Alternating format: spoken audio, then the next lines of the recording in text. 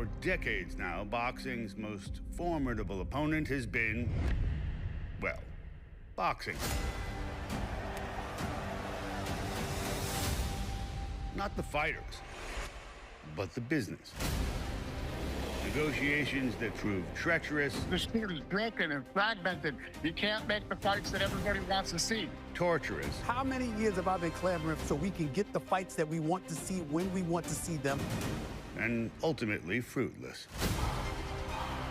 That left generations of fans asking, what if? We have a big vision. The sport is very important for us. What if kings would meet?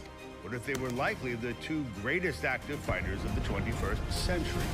The sport's biggest draw. Big shot by Canelo Alvarez. And its savviest predator. Crawford pouring it on. That's it. The fight's all over. What if Canelo Alvarez fought Terence Crawford?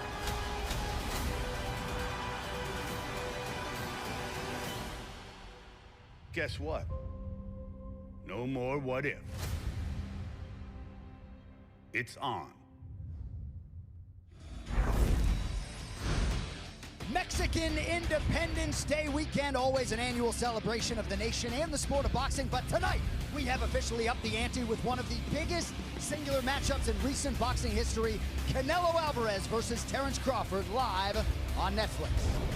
Of course, before we get there, live inside Allegiant Stadium here in the fight capital of the world, Las Vegas, Nevada, we welcome you to the Canelo versus Crawford prelims, presented by Riyadh Season.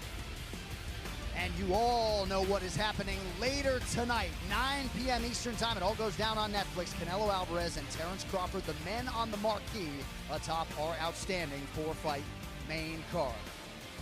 An absolute honor and privilege, as you might expect, to be inside Allegiant Stadium tonight. First boxing event live inside the home of the Raiders. John Anik alongside the absolute legends, the esteemed analyst Max Kellerman, the Hall of Famer Andre Ward. Dre, you've been in there, you've been here for a lot of big ones. This one feels as big as it gets. And this fight has all the big fight feels, but something feels a little bit different tonight. We don't always get great fights when there's a big event. And we're going to get that tonight because you have two real guys who have been extremely stubborn about their greatness. You haven't seen any give in either one of them throughout the course of their career. And I've been around the game for most of my life. I'm 41 years old, and I have more questions about this fight than I do answers. But I'm so excited that tonight, those questions will be answered. Real super fights cannot be promoted into existence. The way it works is when the dust settles in an era, there's one guy and there's the other. That's a super fight. The dust has settled. Canelo Alvarez is in one corner. Bud Crawford is in another corner. And right before they start fighting, ding, ding, round one is the greatest moment in sports. Their futures in the Hall of Fame, their present, as big a fight as the sport of boxing can put together, and the man out of the red corner, none other than the undisputed super middleweight champion, the face of boxing, Canelo Alvarez. Who early in his career, the question was, is he being manufactured as a star to exploit the Mexican fan base, or will he eventually earn it? He has not been, didn't just inherit the Floyd Mayweather mantle, face of boxing. He earned it the hard way. He went through Triple G when no other middleweight wanted to touch him and eventually dominated him. And later tonight, Andre, he will try to be the first man to solve Terence Bud Crawford in a boxing ring. Terence Crawford, no matter how much success he's had throughout the course of his career, he constantly get questioned. Is he a star? Can he beat this guy? Can he beat that guy? Can he get a signature win? We got the signature win 2 years ago against Errol Spence, but now he's in against a legend in Canelo Alvarez, and he called for that. The stage is set, the table is set. Terence Crawford now just has to come through.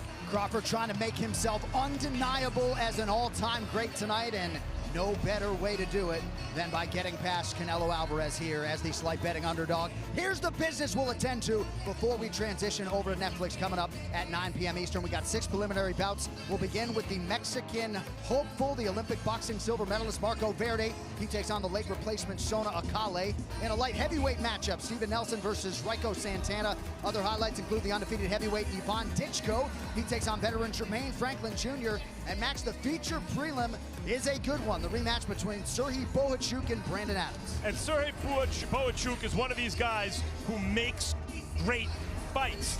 And he was making the fight against Adams the first go-round. But Adams, in retreat, was landing, was making Bohachuk pay a price.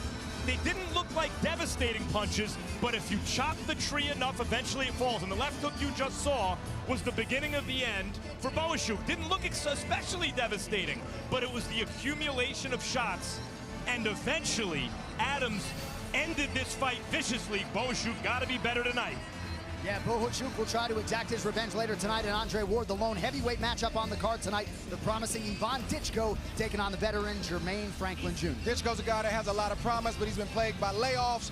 But he can wipe all of that away tonight with a dominating performance against Franklin. Franklin is a guy that falls out of love, back into love with boxing. Well, with this moment and this opportunity tonight, he better make up his mind and decide that he's in love with boxing tonight, because he needs this moment and this win. That is well put. Seems as though the winner of that one can expect big things later this year. All right, first of 10 fights coming your way from Allegiant Stadium tonight. Here is the tail of the tape for our opener. Marco Verde is 23. Sona Akale, the late replacement, 37. Inch and a half the difference in height. We'll see if Verde can maximize what is a 2-inch advantage in reach. Now for your bout introductions. For the first time tonight, we say hello to Joe Martinez. Well, ladies and gentlemen, here we go. Live from Allegiant Stadium here in the entertainment capital of the world, Las Vegas, Nevada, USA. Fight fans, a very good afternoon and welcome to an exciting night of world-class world championship boxing. It is Canelo versus Crawford. And it is all presented tonight by Riyadh Season and His Excellency, Chairman of the General Entertainment Authority, GIA, and Chairman of the Saudi Boxing Federation, Turki Al-Sheikh. And now, fight fans, we are set to go with our first bout tonight. 6 rounds is scheduled in the middleweight division. The 3 judges scoring at ringside: Max DeLuca, Glenn Feldman, and Ricardo Ocasio. And inside the ring, your referee in charge of the action, Mark Nelson. Introducing to you first, fighting out of the blue corner, wearing maroon and white. He weighed in officially 158 pounds. In 12 professional fights, his record stands at 9 victories, 3 defeats, 4 wins, coming by way of knockout from St. Paul, Minnesota. Here is Sona Sling Proper Akale! And across the ring, in the red corner stands his opponent. Wearing purple trunks, he too weighed in 158 pounds even. In 2 professional fights, he stands perfect with 2 victories, no defeats, 1 win, coming by way of knockout desde Mazatlan, Sinaloa, Mexico. Here's a 2024 Olympic silver medalist representando Mexico, el invicto Marco Verde.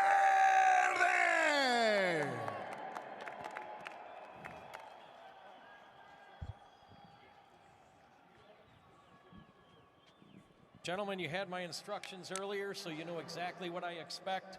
Any punches right here or lower are considered low. Any punches right here down are considered low. Protect yourself at all times. Obey my commands. Good luck.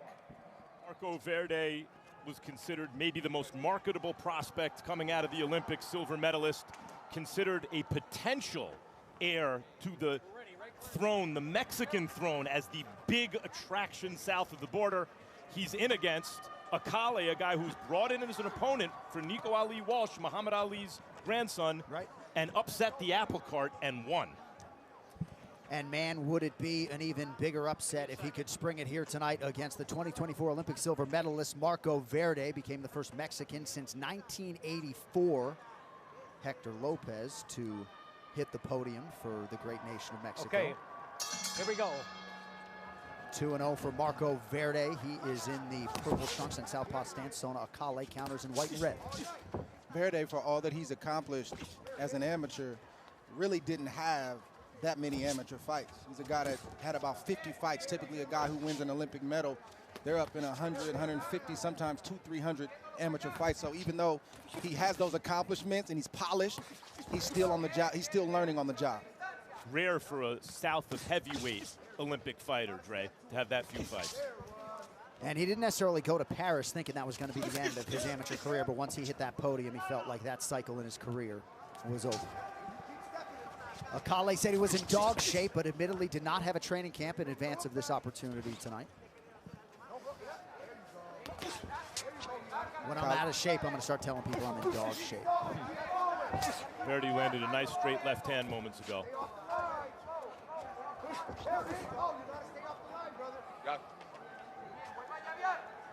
Akale told him, "You got me." Good shot to the body by Slink Proper, Sona Akale, making his Las Vegas debut tonight. You can see Akale stays ready.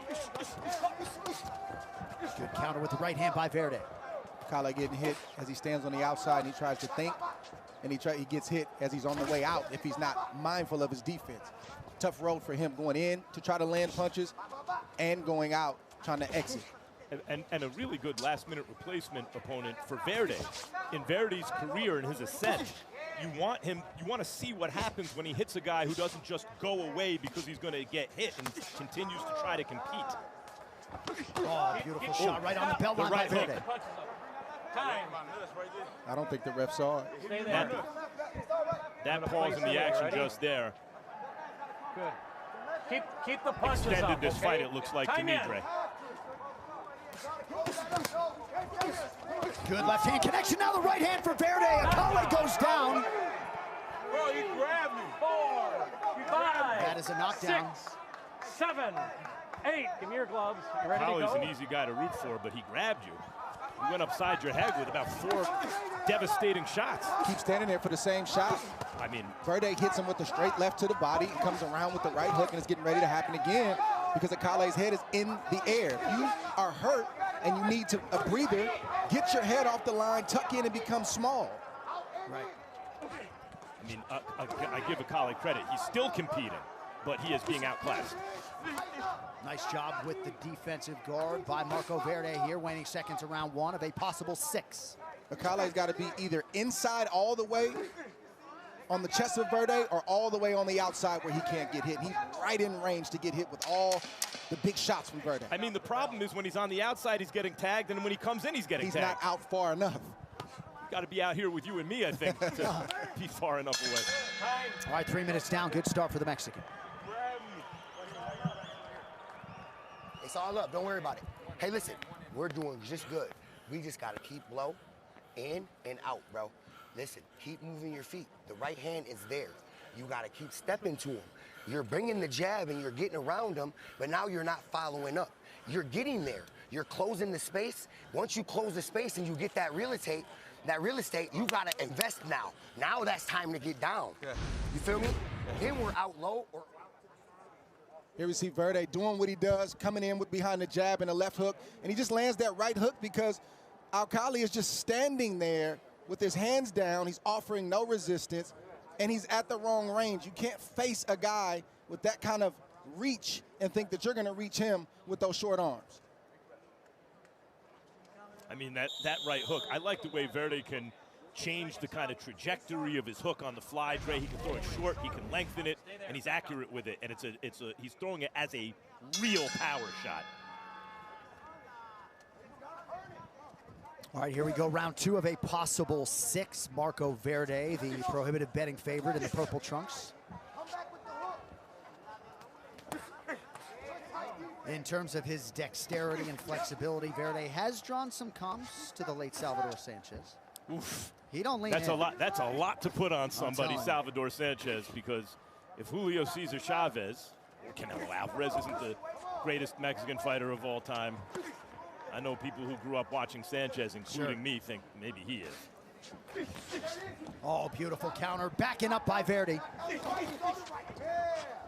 Even though Akale is still willing to throw and he's dangerous, Verde is in a good rhythm right now. He's in cruise control. And I believe it's just a matter of time before he lands that straight left to the body and that right hook around the guard of Akale because he's made no adjustments. Some good body work a moment ago by Sona Akale. Minute down by round 2, excuse me, Jay. Akale is a good opponent for your third pro fight And Verde's making this look easy. Get your hands free, guys. Stop. Don't be careful. Step back. Akale fought 98 days ago in June, another short notice opportunity in Orlando. So he answers the bell routinely when he hasn't had a training camp on the front end. Nice connection by Akale there. I mean, what I admire about Akale is after the beating he took in the first round, he still hasn't been convinced that this is an exhibition of some kind. Well, this isn't a will thing. This is a skill thing. That's the difference here. Yeah, good way to put it. Just over a minute to go here, round 2. But there's a difference between a guy who, yeah, I'm still going through the motions, and a guy who's clearly still competing to win. And Akale is. Verde's going to have to end this by force, it seems to me. Yeah, I believe so. Oh, good short shot right landed there for Akale, yeah. I mean, and if you're in Akale's corner, that's the, what, 3rd or 4th time in this fight that he's been really buzzed. You might start thinking about maybe him not taking too many more shots. Right hand from Verde, forced to retreat there by Akale, and a big uppercut now from the Mexican. I like it because the young fighter Verde is not panicking. He's not overshooting his target. He hasn't changed anything. He's just still throwing the right punches at the right arc to try to get that through and end this fight. And Akale's corner really got to start thinking about doing the right thing very soon. Because Akale is not trying to go down. Nice touch to the body by Marco Verde. Yeah, not forcing the finish. Just putting his shots together as he did in round 1. 2 rounds down, potentially 4 to go. Muy bien, creo. Very good, very good. Sí, en cada round.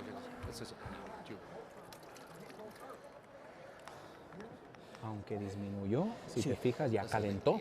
Listen, I know that you've already Entonces, warmed up. It's time he's taking the punches. He says, let's take it round by round. Keep on going. And right now, as you turn it on, this is going to be in any round. This could happen right now. Just like, Kid, you hear me? And then step off to your left. If we back this kid up and we're 1st and we're 3rd, it's all easy all night. I'm not lying. Pause. We got to keep active. Even Always. the head movement. Yeah. Only time he hits you when you're sitting still. That's it. Yep. All right? Hey, just like you beat Nico Ali, man, you were pressing him. Press this guy now. Make him uncomfortable now. Make him You got to follow your work. One combination is not enough. Protect yourself in here. Let's go, guys. Got to go your combination. Another combination. Antonio Johnson, chief in the corner of Sona Akale. Max Kellerman to my right pretty demonstrably believes that maybe the coaches could intervene here, no? Yeah, I mean, Akale has so much heart, and he can handle himself well enough that he's taking good shots from a good puncher, and he's continuing. He's not going to quit.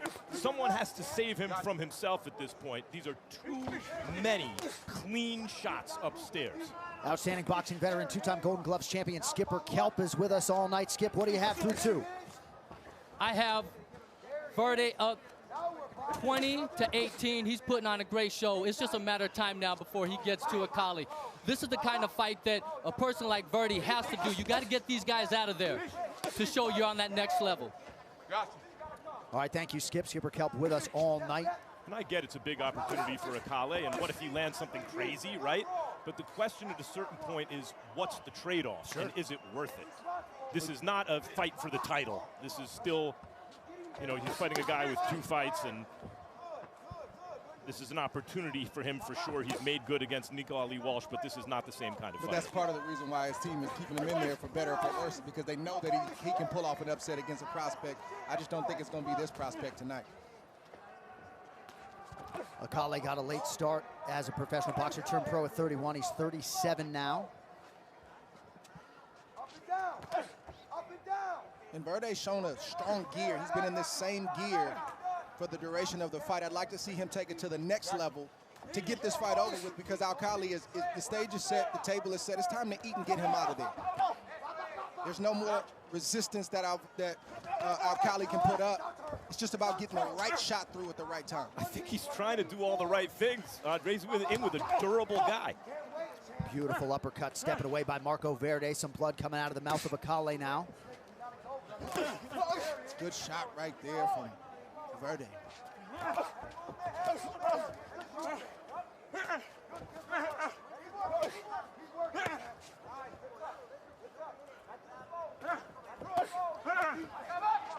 Akale soaking up a lot of punishment. You see blood coming out of his mouth.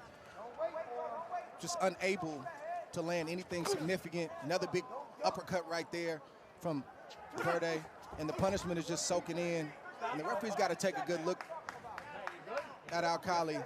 Don't ask him. Right, you can't ask. Akale's only going to tell you he's good because he's going to say the right thing every time, absolutely. And Akale, you can see, can compete with a lot of guys. Not this kid, but a lot of guys. On a one low, you know, a level or two lower. Akale has landed just 6% of his punches unofficially, 11 for 174. Marco Verde landing north of 30% thus far as we come down the stretch of round 3. Verde connects again. There's an uppercut for good measure.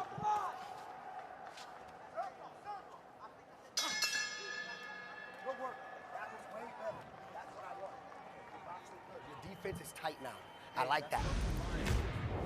Verde's doing a lot of good things, man, and I love it because most young fighters don't do that. They don't have the patience or wherewithal to go to the body, but that body attack, just that straight left to the body, has allowed Verde to come around with that uppercut and another right hook right there, but also the right hook to the head of Akale, which caused all the trouble from the very beginning. Body shots set up beautiful and clean head shots, and I love to see this from the young fighter. Well, our defense is way tight now. Hey, we good. Hey, listen, brother, we gonna get this. Let's go. Let's keep working. I got it. We're still working. We're still working. On my lift, too. Little things. Little things. Give me get off that line. On my lift. Slink, I don't need big movements. I just need small shit. And I need three, four punches. Come on. Pop, pop, pop, pop. Something quick. Pop, pop, pop. Pop, pop, pop, pop, pop. I believe the ringside physician just said to the referee, Mark Nelson, how about a That's responsible officiating. And by the way, Verde was not hitting him with the same force in the third round as the second round. So you might think, well, maybe his snap on the shots is fading and so Akale can get back into the fight. That actually doesn't do Akale any favors because what it means is extended punishment to the head. Right. I think Verde may have been taking an active round off, and I think he's going to be right back with that same type of heat that he had in the first 2 rounds in this 4th round. That would be merciful to Akale at this point. Yeah. Oof. Nasty right hook to the body. Verde mixing up his weaponry and his targets beautifully tonight. There's a big left hand again. Another big left hand. There's going to be a lot of pressure on this kid's shoulders throughout his career. Looking pretty ready for prime time here tonight. Man, what is Akale made of that he can take these shots? Kid is tough. Not a kid 37 years old and taking those shots. He did have a fight tentatively on the books October 9th, but wasn't in camp, and he eats another big shot. Mark Nelson has seen enough. Akale doesn't like it. Marco Verde still undefeated as he gets it done here in Vegas tonight. And Akale's reaction is exactly why that was responsible. That dude is never going to quit, which is why he's an admirable competitor. But the ref right there was looking out for his well-being. Short notice opportunity for Sona Akale was only confirmed on September 7th. Here's the end of the fight, Dre. Yeah, we saw this coming. Just a lot of heavy shots. It's the same type of shots Akale's been taking from Verde this whole time. But when the punishment starts to soak in and the fight starts to go on, now you can't take those shots like you did early on in the fight. And the referee did his job. You don't check with the fighter to see if he's okay, because if he's a real fighter, he's going to answer the right way every single time. Good stoppage by the referee. Respect to Akale, but Verde, I'm excited about him, and I want to see a lot more. I think a lot of boxing fans would mirror that tune, Andre. It is tough, though, for Sona Akale, right? It's the biggest fight of your career. Granted, it comes on short notice, but you got to feel for the fighter a little bit. Nonetheless, Mark Nelson wants him to live to fight another day, and tonight is about the highly touted Mexican prospect, the 23-year-old Marco Verde. Made his pro debut back in May on the Riyadh season card. Canelo Alvarez and William School. Went 6 rounds in a victory over Christian Atuesta back in July, and now a perfect 3-0 to begin his first year as a professional. Marco Verde challenges figure to get stiffer from here. To make it official, inside the ring to Joe Martinez. Ladies and gentlemen, the end comes officially 1 minute, 11 seconds. Round number 4. Referee Mark Nelson puts a halt to the fight Your winner by TKO, se mantiene invicto, he is still undefeated, Marco Verde.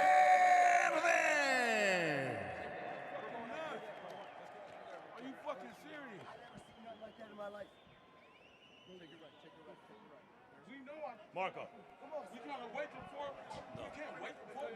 Can't even get there. Can't even work on 4. Come here, come here. Crazy. Marco, a tough guy to have in your third professional fight. What did you just experience? Es un tipo duro para tu tercer pelea profesional. ¿Cómo fue la experiencia? No, pues muy contento, muy feliz. Eso es lo que estamos buscando, acumular experiencia y seguir acumulando experiencia para los objetivos grandes. Very happy. This is what we're looking for, to just keep assembling, keep having more experiences to go up the way to the top. He's complaining about the stoppage because he's so tough, he's never going to quit. Did you feel that it was becoming a dangerous kind of fight? Do you think you could have stopped him by actually knocking him out? Se está quejando, obviamente, porque es un tipo duro y sabe cómo estaba. ¿Crees que, de verdad, tiene un problema con eso o ibas a llegar al fin de la pelea si estuvieras siguiendo? Pues no sabemos, al final teníamos nuestra estrategia para llegar hasta la final de la pelea, no buscamos el knockout, pero se dio solo, gracias a Dios.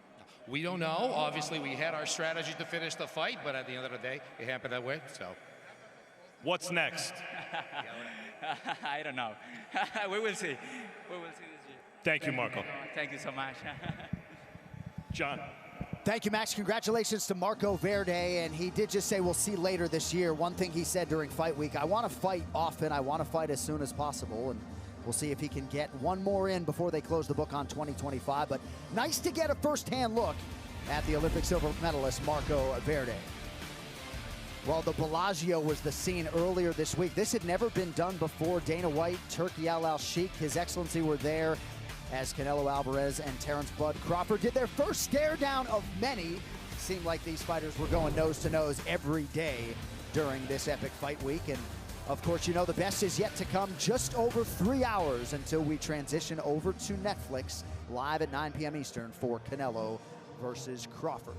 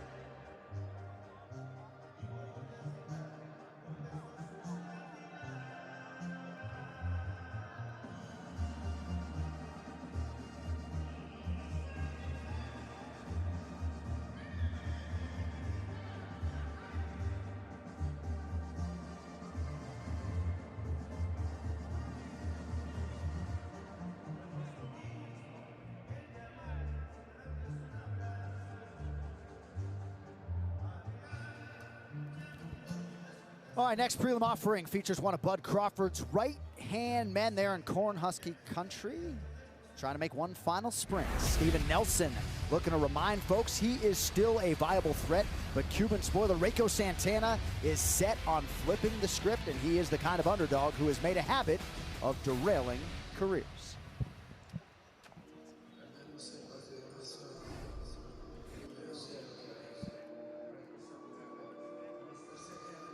With cigar in mouth, here is Rico Santana making the walk for his 17th pro fight. But a lot of what this man has been doing in a boxing setting is not showing up on that pro record. He has competed, Max, 18 times for the Team Combat League promotion here in 2025.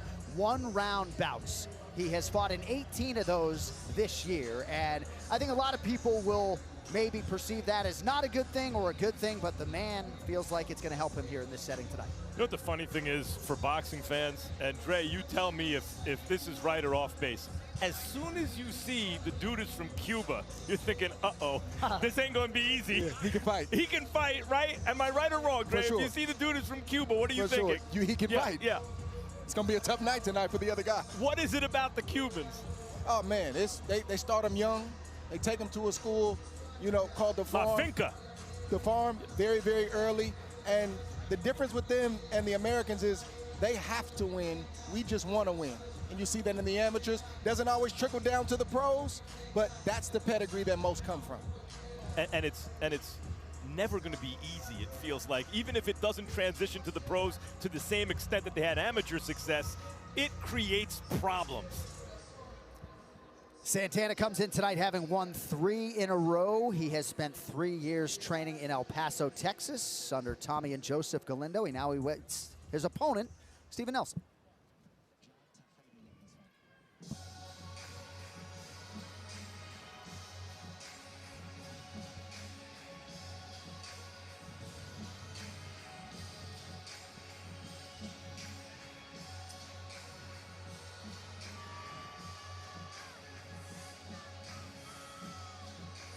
All right, with much fanfare, here is Steven So Cold Nelson, 37 years of age. He is 20-1.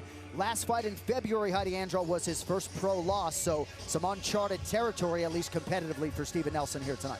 Most definitely, but he's soaking this in, John. You see, he's one of Terrence Crawford's closest friends and teammates, has been designing his own ring walk outfit since his second pro fight, sketching them by hand, sewing on a simple singer, sourcing fabric from the Hobby Lobby. This walkout look, he said, was inspired by his childhood dreams, robotics, mechanics, and a love for Marvel and DC. Now, Crawford took notice of his love of this skill and his creativity, and for the last 4 fights has trusted Nelson to design his gear too. Nelson handles the sketches, Everlast and Off-White collabing to bring it to life with him involved in every step of the way. Bud gives him full creative control, a reflection of the bond they've shared since they were just 10 years old. Super creative dude, and Steven Nelson, very durable guy. He works hard. I had him in camp, sneaky good. He has some good days against me, and you know, he's a guy that has been around Terrence Crawford. He hasn't had the fights in the pro ranks to make him a name, but he's been in there with top flight competition. He holds his own against Bud Crawford, and he's a guy that I'm happy to be on this stage tonight and get this opportunity. Yeah, hey, rewind. He had some good days against me. Don't just slip that in there like people aren't noticing. What does that mean, good days against you? Champions have flat days in the gym, or sometimes, well, I don't even say a flat day. Opponents, you know, they rise and they have a good day. But then, you know, we always got the next session. All right, so a 14-week training camp is in the rearview mirror. It all comes down to this for Steven Nelson as we get to the tail of the tape. Nelson 37, Reiko Santana 32. 3 inches the gap in height, both men coming in half a pound below the 172-pound divisional limit. Substantial 6.5 inches in reach for the American Steven Nelson. All right, now for the particulars, back inside to Joe Martinez. Well, fight fans, we are set to go with the next fight tonight. 10 rounds is scheduled in the light heavyweight division. The 3 judges scoring at ringside: Kermit Bayless, David Sutherland, and Steve Weisfeld. And inside the ring, your referee in charge of the action, Robert Hoyle. Introducing to you first, fighting out of the blue corner, wearing black with red, he weighed in officially 171 1/2 pounds. In 16 professional fights, his record stands at 12 victories with 4 defeats. 6 wins coming by way of knockout, presentando el hijo de Pinar de Río, Cuba, Raico, el Corrojo, Santana. And across the ring, his opponent, fighting out of the red corner, wearing red trunks trimmed in black. He too weighed in 171 1/2 pounds. In 21 fights, he brings an outstanding record, standing at 20 victories, just 1 defeat. 16 wins coming by way of knockout, hailing from and fighting out of Omaha, Nebraska. Here is Steven So Cold Nelson.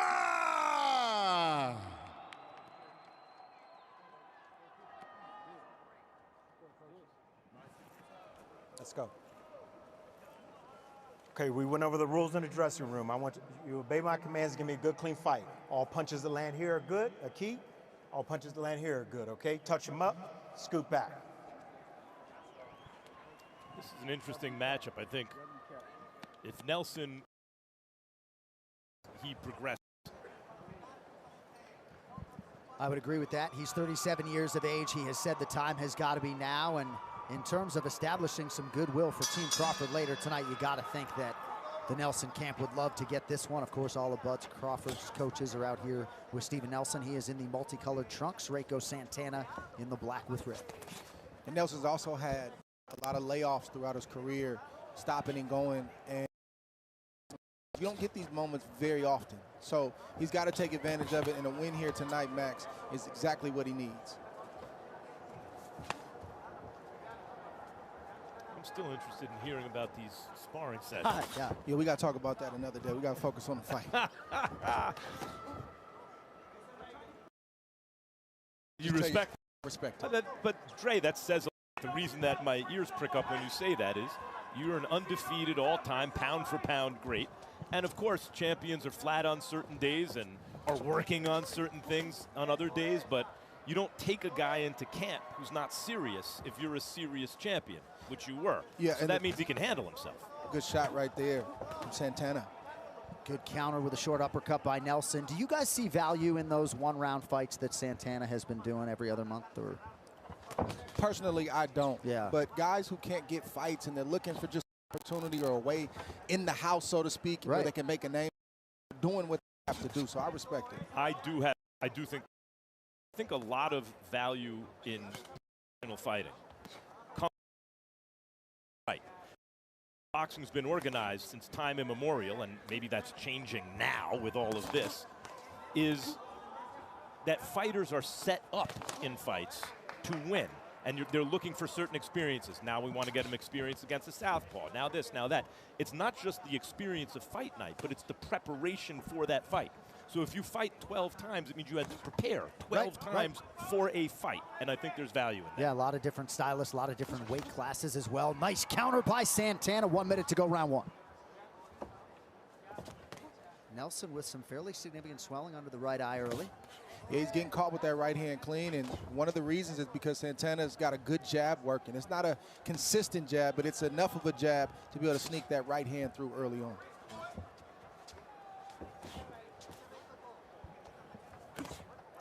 Short uppercut is clean for Nelson.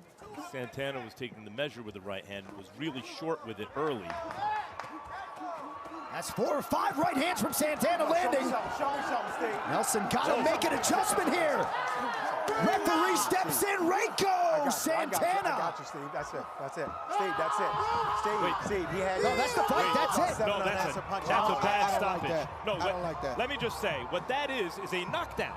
Because if the ropes hold you up, it's a knockdown. You give him an 8 count and see if he can continue. That's a very good call to stop the action for a knockdown and a very bad call to stop the fight. That's an overreaction from the referee. He almost seemed a bit confused, like he didn't know if he should call the fight or call it a knockdown. But Max is exactly right. If the ropes hold you up, it's simply a knockdown. You wipe the gloves off and allow the fighter to continue. That said, Santana did look like he was in an excellent position there. Here's the fight ending sequence. It's a bad spot for Nelson to be in early on. He got cracked with a right hand that literally froze him. And you see Santana follow up as he should, landing some shots, missing some shots. That gives the referee concern. Show me something. But in this moment right here, where the ropes hold Nelson up, that's simply supposed to be called a knockdown. There wasn't one single shot or an accumulative effect that makes you think that Nelson is in serious danger. Look at the right elbow of Nelson, right there. Right there, the ropes held him up. When the elbow came over and it went up to his armpit. And it looked like the ref would call it as such. Right. But then he looked, and then he just called it off. And that's disappointing for anybody that's getting an opportunity on this stage. We were just settling in. Robert Hoyle stops the fight. Skipper Kelp with us all night. Skip, what'd you think of the stoppage there, sir?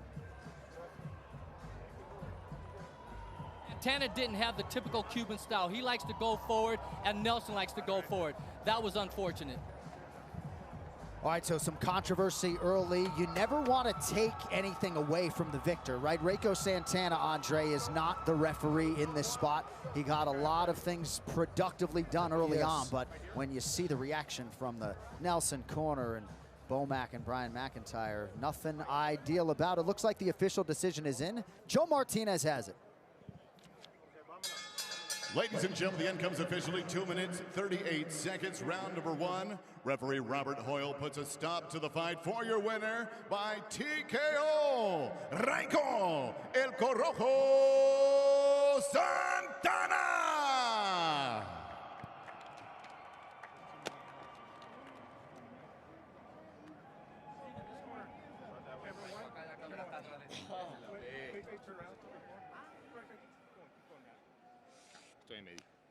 Reiko, first your thoughts on the stoppage. Primero de todo, ¿qué opinas de la parada? No, creo que estuvo bien porque han pasado muchos accidentes por los árbitros dejar mucho tiempo y creo que sí estaba, como decimos nosotros, sí estaba lastimado. I think it was good because we have so many incidents because of the referees letting it go, and I think, listen, it looked like he was damaged. Early in the fight, to me, it looked like you were looking for him to walk to your right hand, and it came up short. And then it seemed to me that you wanted to step in to land that right hand. Is that what happened? Primero de todo, cuando empezó la pelea, básicamente la impresión que nos daba que estabas intentando hacer con que él caminara hacia tu mano derecha. Eso no funcionó porque estaba un poco corto y después de eso empezaste a irse hacia adelante y meterse enfrente a él. ¿Fue lo que pasó? Sí, fue lo que pasó. Es que uno ya llevo mucho tiempo en el boxeo y uno como atleta sabe ya cuando llevas tiempo en el ring lo que se puede hacer y ya vi que supe que no me iba a aguantar los 10 rounds. No pensé que fuera en el primer round, pero salió y gracias. Listen, as an athlete, that's what you do. Things happen. I do that. There are things that happen in the ring that you have to keep going. Obviously, I didn't know that if it was going to go all the rounds, but at the end of the day, this would happen. What does this win do for you now? What are you looking for? Y ahora, ¿qué hace esta victoria por ti? ¿Qué estás buscando ahora? No, esto era la victoria que me hacía falta. En estos momentos me encuentro en mi mejor momento de mi carrera y vine aquí a demostrar y se dio el resultado. No, this is the win that was missing for me. I think I'm in a great moment of my career. I wanted to show my work, and as you saw the result. You showed your work. Congratulations. That was some work because, as you can see, these are evenly matched fights. Unclear who's going to win, but you come out with a first-round knockout. Congrats. Congrats indeed to Reiko Santana. He becomes the first man to stop Steven Nelson, and he gets the signature win that perhaps had eluded him. We'll see who might be next in the bracket for Reiko Santana after a big win here tonight. All right, well, here is the man worthy of a ton of credit for putting this all together, this fight for the ages. His Excellency Turki Al-Sheikh. Boxing fans and fighters alike have expressed gratitude. As we all together collectively get to witness boxing history tonight, it is good to have His Excellency Turki Al-Sheikh in the building here tonight. And he'll be witnessing this next matchup coming up next from Vegas, the much anticipated pro debut for the Jeddah, Saudi Arabia native, Sultan Al-Mohammad. His father got him into boxing as a boy, and any initial reluctance turned into passion. Now the two-time Saudi amateur champion turns pro, and in the crosshairs is that man, 21-year-old Martin Caraballo IV. His father, the third, is among those in the corner here tonight, as is International Women's Boxing Hall of Famer Ada Velez. Caraballo fought to a majority draw in his pro debut earlier this year, and tonight on this massive stage, he feels he is primed to produce his first pro win. Caraballo and Al-Mohammad under the bright lights coming up next.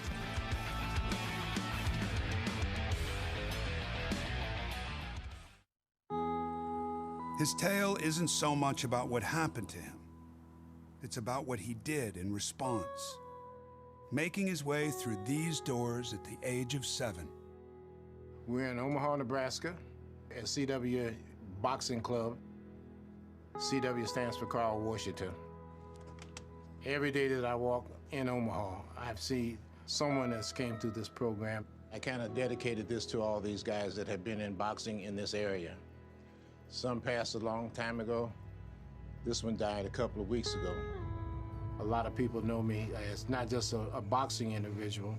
They know that I've helped pull a lot of people out of gangs, and I tried to pull Bud away from some of that stuff. You may be on that bag for 10 minutes straight. That means keep working. One day he seen me walking around the neighborhood and asked me if I was interested in boxing, and I was like, I'll try it. I was 7 years old. I had my first fight at 8. The center wall here is my Bud Crawford wall. Probably the most noticeable thing in this wall is this picture right here. He was 8 years old and a little guy with a lot of power. So the CW Boxing Club became a haven for the kid everyone called Bud. But what he cultivated there was even more than just the skills to become a world champion.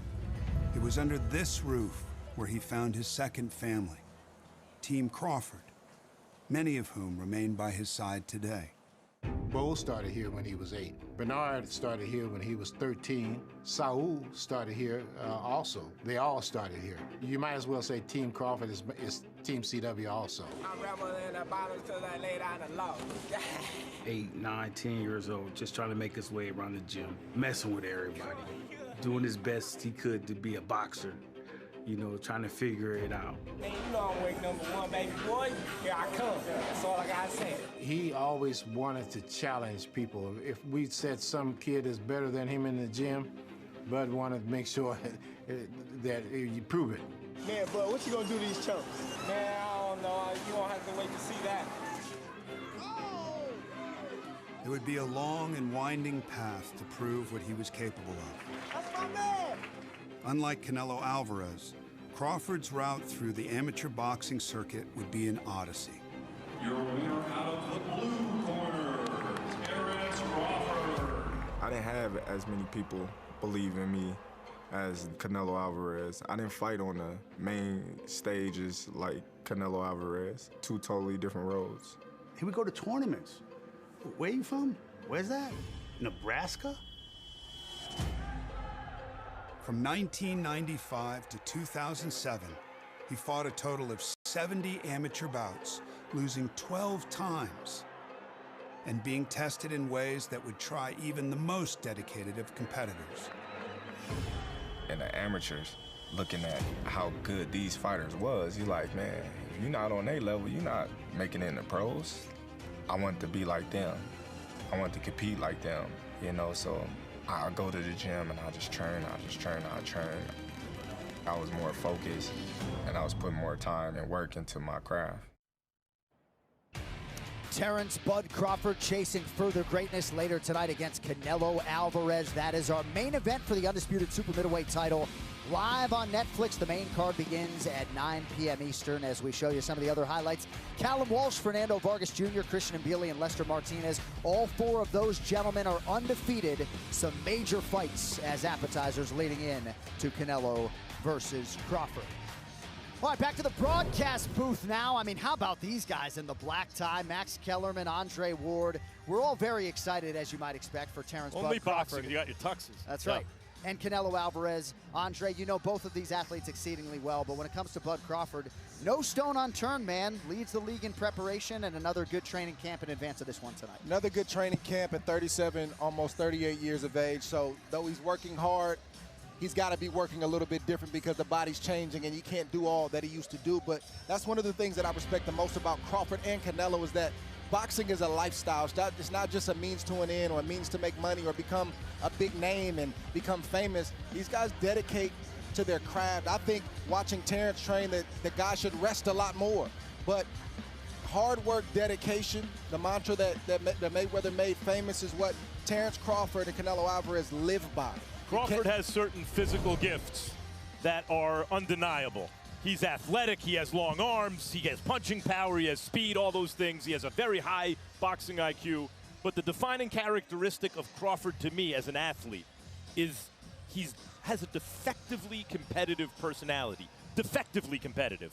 The other athlete that comes to mind is Michael Jordan.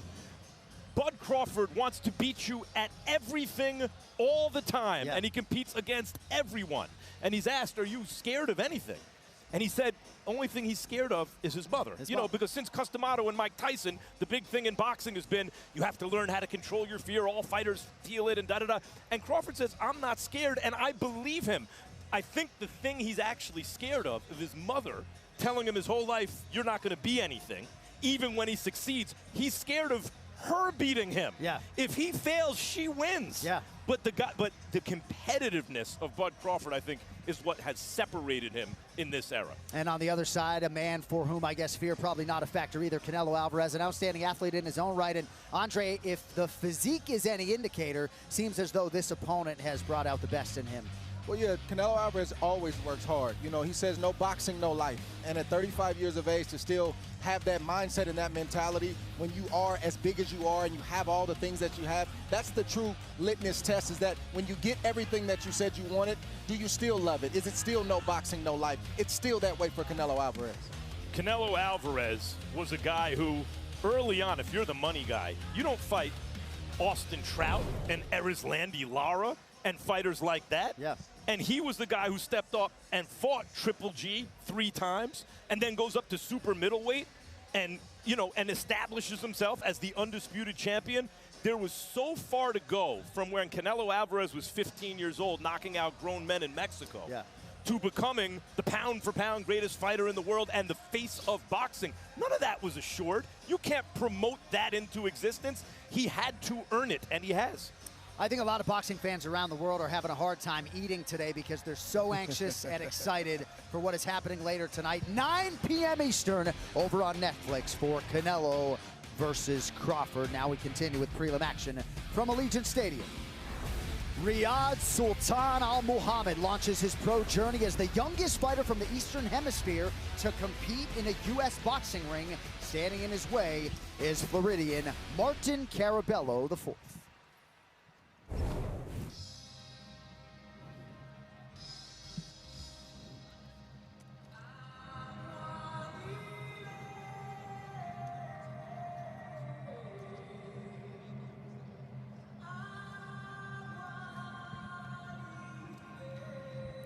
Well, what an opportunity, I should say, for the Hollywood, Florida-born Martin Caraballo IV.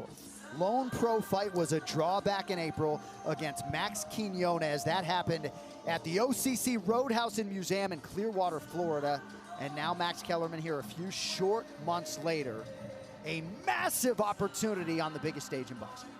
And as you've seen on this card already, a lot of times there's the red corner, blue corner, right? And you know who's going to win before you.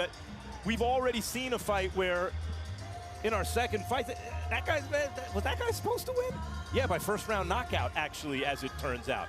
This is an enormous opportunity. Andre, there's not a ton of film, of course, on Martin Caraballo IV. His father, Martin Caraballo III, is among those in the corner. He started boxing at 8 years of age, but he's got a lot of good minds in his ear. He's got a lot of athleticism and a lot of talent, but we should learn a lot about this man, given the challenge in front of him here tonight.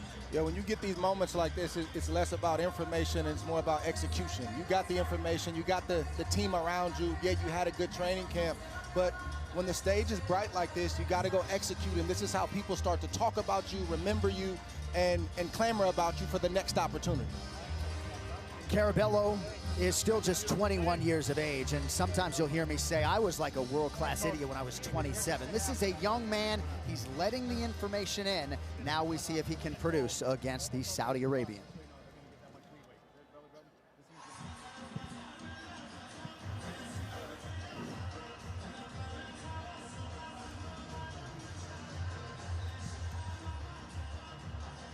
All right, so here is Sultan Al-Mohammad making his professional debut.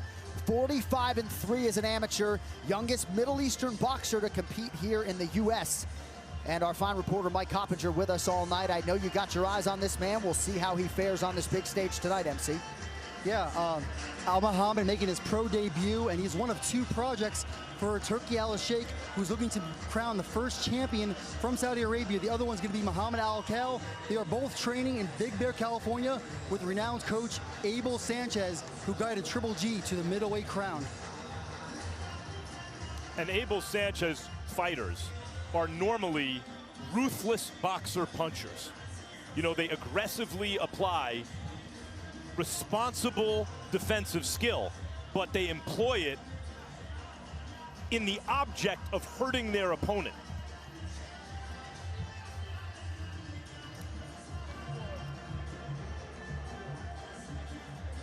Al-Mohammad began training at 6 years of age under the guidance of his father, Khalid Al-Mohammad. A lot of support, of course, for his excellency, and a lot of athletic endeavors for Al-Mohammad before becoming a boxer. All right, let us get to the tail of the tape for the lightweight. Sultan Al-Mohammad, 17 years of age as he arrives at the pro debut. 21-year-old Martin Caraballo IV is his counterpart. 1 inch the difference in height. It is a reach advantage of 2.5 inches for the 17-year-old Sultan Al-Mohammad. All right, now for the intros, Joe Martinez. Well, fight fans, we are set to go with the next fight tonight. 4 rounds this scheduled in the lightweight division. The 3 judges scoring at ringside: Tim Cheatham, Chris Migliori, and Corey Santos.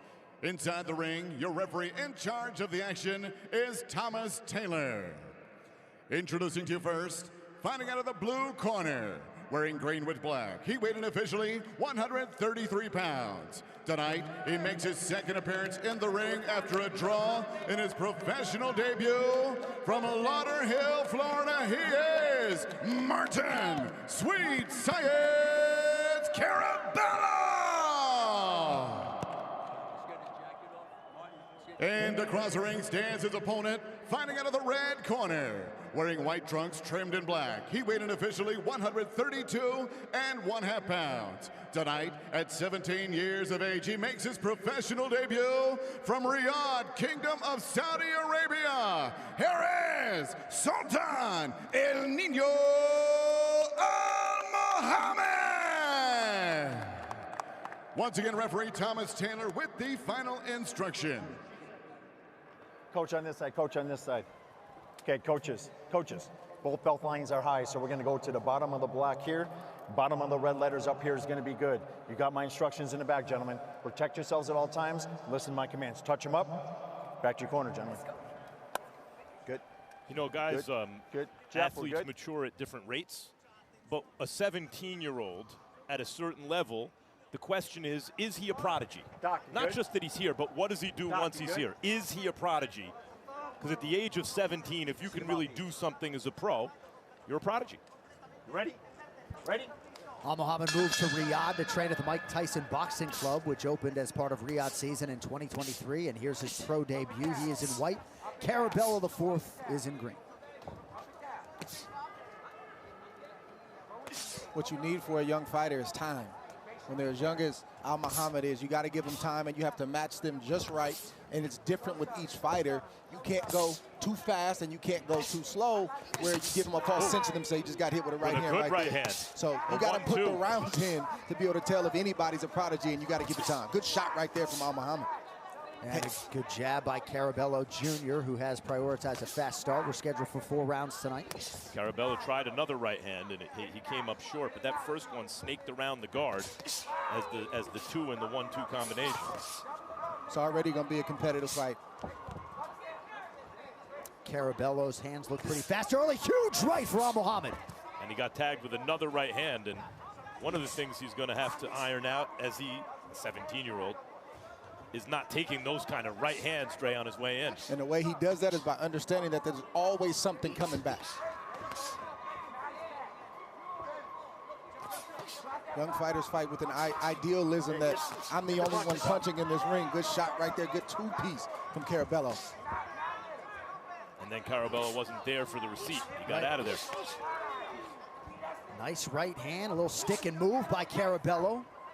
You can already see on this card, guys, it's not like a lot of big fight undercards where, oh, there's a house fighter and this guy's just going to go to work. It's competitive. These are fights where the winner is not so clear at the beginning of the night.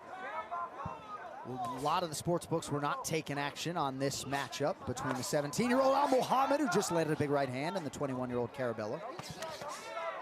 You can already see Al-Mohammad is very, very explosive. Very, and you could see him hurt Caraballo moments ago. And aggressive. That's that Abel Sanchez, Ray. The aggressive, I call it ruthless boxer punch. But he's got to respect the leather coming back at him. Oh, beautiful combination by Al-Mohammad. I like what Caraballo just did to try to break Al-Mohammad's forward momentum. He just moved him back. He shoved him back. He couldn't do it with his hands, so he did it with his forearm. It's the first round. We already got ebb and flow already. Yeah, this is a hell of a fight for a prospect against a guy in his second pro fight. Good shot from Al-Mohammad right there, and a body shot for good measure. That right hand being heard from early from Al-Mohammad. Stop. No knockdown. Push. Give me that. Hey, don't push. Go. Let's go. Stern warning from Thomas Taylor after the push towards the end of round one. And that's the kind of hunger and fire you want to see from young fighters being given a big opportunity. The stool, please, the stool. Let me see your head. Yes, you had a headbutt there. Yeah, that was a headbutt. Both fighters giving just as much as they're getting, but it started with Caraballo landing shots like that had to wake up Al-Mohammad, where he started landing his own right hands. Al-Mohammad throws this right hand and ducks down. That's a night-night shot. He throws right hands that tries to end the night if it lands just right. And the pedigree and the power of Al-Mohammad started causing Caraballo just to go into a shell just a little bit as that first round ended.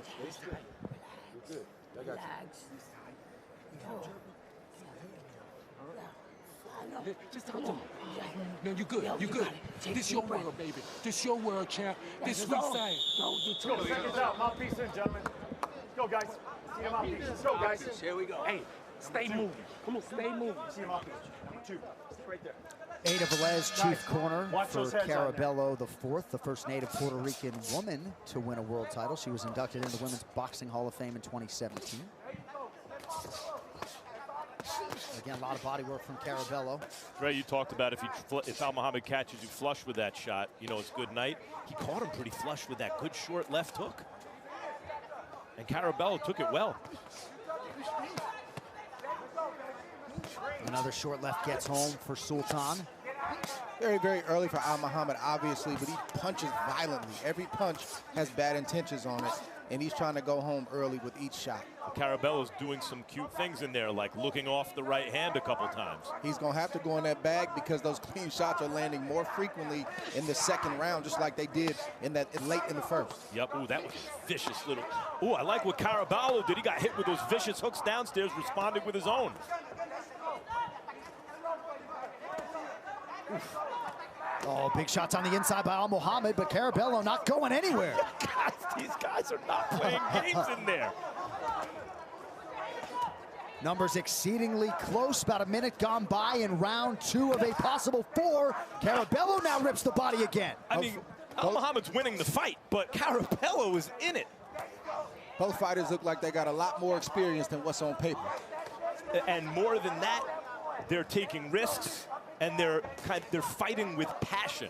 They seem to understand the moment. Punches up. All right, let's check in with the coach, Skipper Kelp. Kelp, what do you have? Just like you guys have been saying, it's not often you see a 4-round fight this competitive and this action-packed. Both fighters are going to come out better in their careers for a fight like this. Yeah, there can be no doubt valuable experience accrued on both sides. Nice straight right hand by Al-Mohammad. You can tell the aggressiveness from Al-Mohammad is not contrived. It's not something the coach is in his ear about. That's natural, that's real, that's on the inside. Something he likes to do. Now the question is, can Caraballo turn this from a learning experience fight for Al-Mohammad into a fight that Caraballo can actually win? Right. Because he's about a half step behind that right now, Caraballo. The punishment is soaking in, fellas. Yeah, a lot of significant shots have landed here over the last minute by Al-Mohammad. 30 seconds to go, round 2. Don't push, don't push. Doesn't seem as though Caraballo's power the respect of Al-Mohammad. These guys are being told not to push, but I like the pushes. Yeah. That's actually good technique out of both guys. Like that straight right to end the round and send him back to his corner from Al-Mohammad. And a left hook. And I like the way they're using their forearms to push off and create punching room. It's good stuff.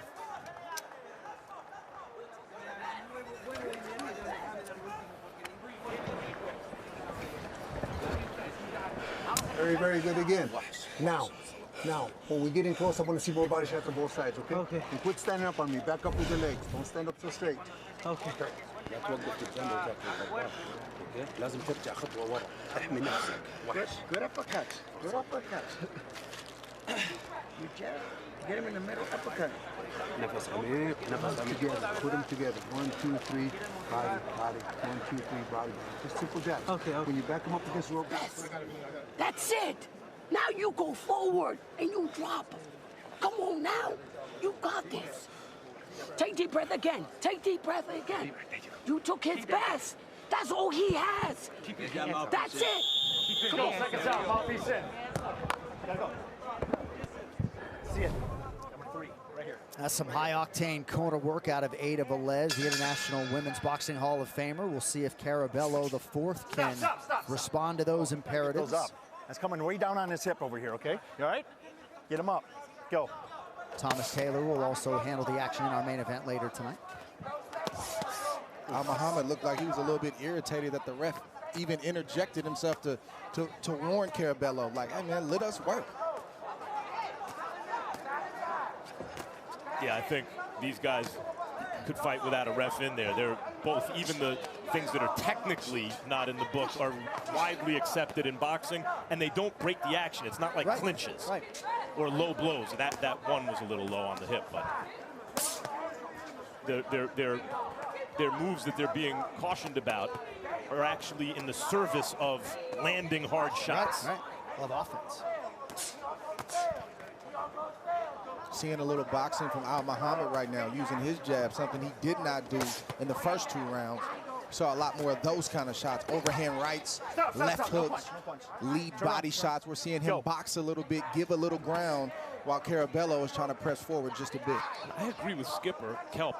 This fight is good for both young fighters, whatever the outcome is. This is valuable experience early in their careers. That overhand right hurt Caraballo, but he took it well. Al-Mohammad really started to pull away, at least in terms of the numbers here in round 3, under 90 seconds to go.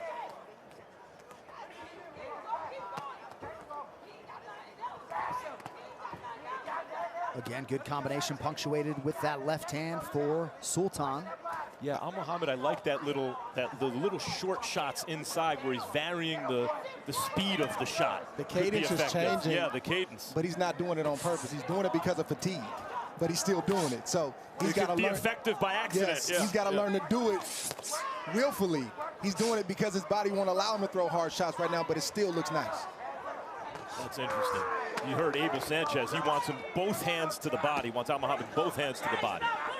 Watch the pushing. Watch the pushing. Punishing shot to the body once again by Al-Mohammad. Now he goes upstairs. Stop. You can't keep pushing. Don't push. Understand? Go. Ref, I disagree. Yeah. Keep pushing, man. These guys are doing it just so they can mix it up better. Both guys are doing it.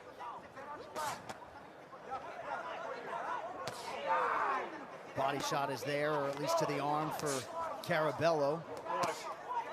Both fighters are a little fatigued right now from that fast start in the first 2.5 rounds. I mean, Al-Mohammad is correctly perplexed by that instruction. George Foreman made a career out of doing that. Right. Oh. Oof. Big right hand, and now a left and a right for Sultan Al-Mohammad. That's exactly why Abel Sanchez wants him going to the body, because he's not able to put him down with those shots upstairs. Last round, we're going to touch gloves at the bell. I'm going to warn him about the pushing. I got it. I appreciate it. Sit down. That's okay. Listen up. Relax. Take a deep breath. This is your last round. Listen. Al-Mohammad is still on the hunt. That's the shot he really loves. He has a left hook to the body, a left hook to the head, but that's really the punch that he favors, the punch I think he throws the best, and that's really his knockout punch right now. But for some reason, he's unable to put Caraballo down and out. I like that little left hook he has on the inside. I like it, but I don't think that's his favorite shot. Not his Sunday punch. Yes. Hit the motherfucking hooks and then get out when you got him a clear shot. Okay, come on. Come on, let's go. Let's go. Let's go. Don't sit there, because all you want to do is draw. Yep. Don't See it. See it. Come here, come here, come here, come here, come here. Last round, gentlemen, we're gonna touch gloves. Do not push off, understand? Okay. Go. All right, fourth and final round. Let us check in with our unofficial score. Skipper Kelp, 30-27 for Al-Mohammad. For you, my man. I think Muhammad is doing a great job. He's getting most of the work in. He's doing most of the damage, but he's got to be careful because Caraballo's still trying to win this fight. Yeah, Caraballo providing a stern test to be sure. And that's right. That's, you know, Skip's right. It's 3-0, but that's a hell of a 3-0. It doesn't. The boxing scoring is imperfect, and a shutout, while accurate, doesn't really reflect what we're seeing. And that's Skipper's got the right score. It's just the way boxing is scored. Right. Judges don't have a lot of resources. Nice double jab there by Al-Mohammad. 21 is young, 17 is wicked young, and it's hard not to marvel at what the 17-year-old is doing in this setting here tonight. I like what I've seen. I like the tenacity. I like the aggression. I like the kind of punches that Al-Mohammad is throwing. There's a lot to work with with that canvas. This kid is going to be a star, I believe, if he just stays focused and improves that defense. Right. Beautiful shot to the body by Al-Mohammad. Caraballo's taking some vicious shots. Yeah, numbers aren't close anymore. Good short shot to the body, and now a few pot shots upstairs for Caraballo. There's no quit in Caraballo. He just doesn't have the firepower to keep up with Al-Mohammad right now, or the condition. Al-Mohammad spent several weeks in Big Bear Lake, California, under the watchful eye of Abel Sanchez. What's unique about what you're watching, folks, you can see good prelim 4-round fights and guys go to war, and oh my God, what a fight. But rarely is it contested at this skill level between two guys who are both trying to win and believe they can all 4 rounds. This is, as 4-round prelim fights go, this is special. Good sequence for Caraballo, the fourth, still trying to win this fight. He's doing the right thing at this stage in the fight. When there's some fatigue with both guys, go downstairs, steal some wind, try to fatigue your opponent even more so you can come back up top with a big shot. Oof. He's doing, as you just said, also rare to see a prospect do all the right things, go to the body with such force so consistently with both hands, and the guy he's fighting is still there throwing back like he means it. That's right. And Al-Mohammad really opening up here down the stretch, trying to produce a finish here in his pro debut.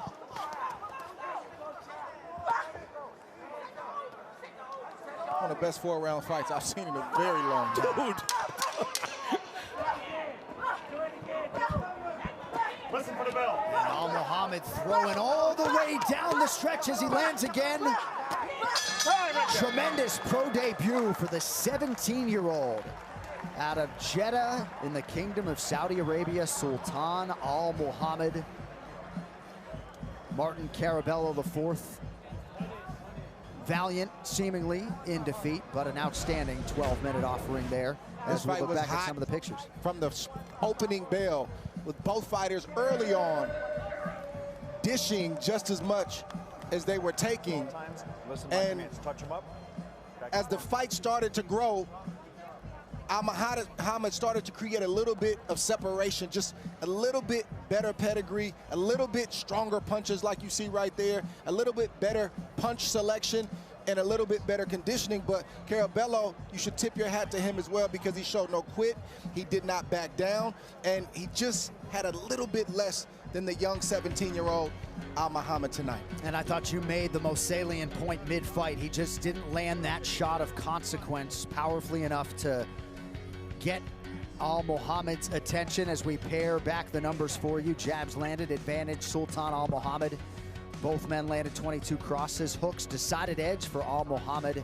Uppercut was a weapon of choice for Martin Caraballo, the fourth, but all indications are that he will suffer his first pro loss tonight against Al-Mohammad. All right, now for the official decision, here's Joe Martinez.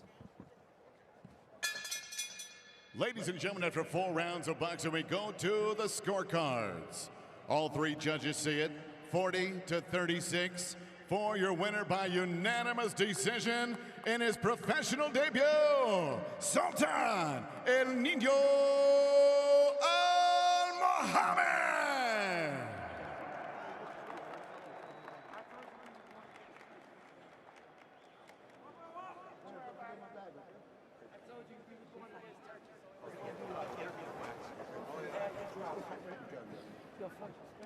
Marty, we're going out this side. They took that. We whooped that.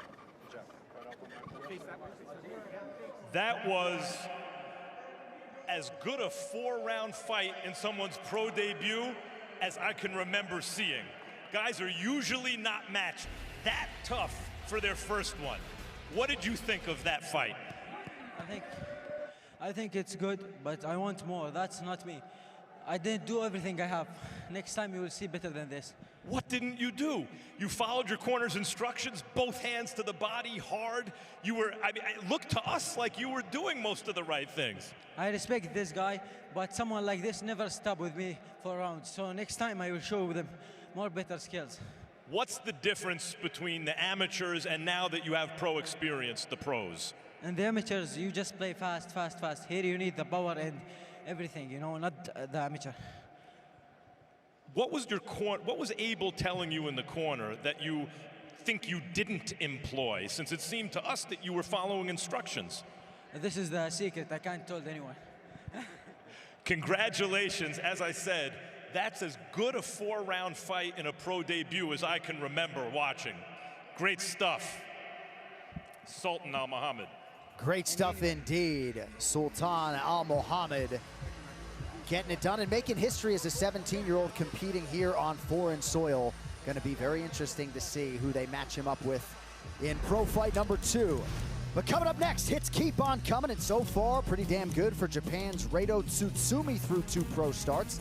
Made his debut on that famed Times Square card earlier this year in New York City. Followed that up with his first pro knockout, and now 63 days later, he chases further glory against that man, the Dallas, Texas native, Javier Martinez. He is the more experienced party in this equation, to be sure. Began his career at 7-0 before a couple of recent setbacks, but tonight, seemingly with motivation and determination on high, he looks to hand Tsutsumi his first loss. More prelim coverage coming up from Allegiant Stadium after this.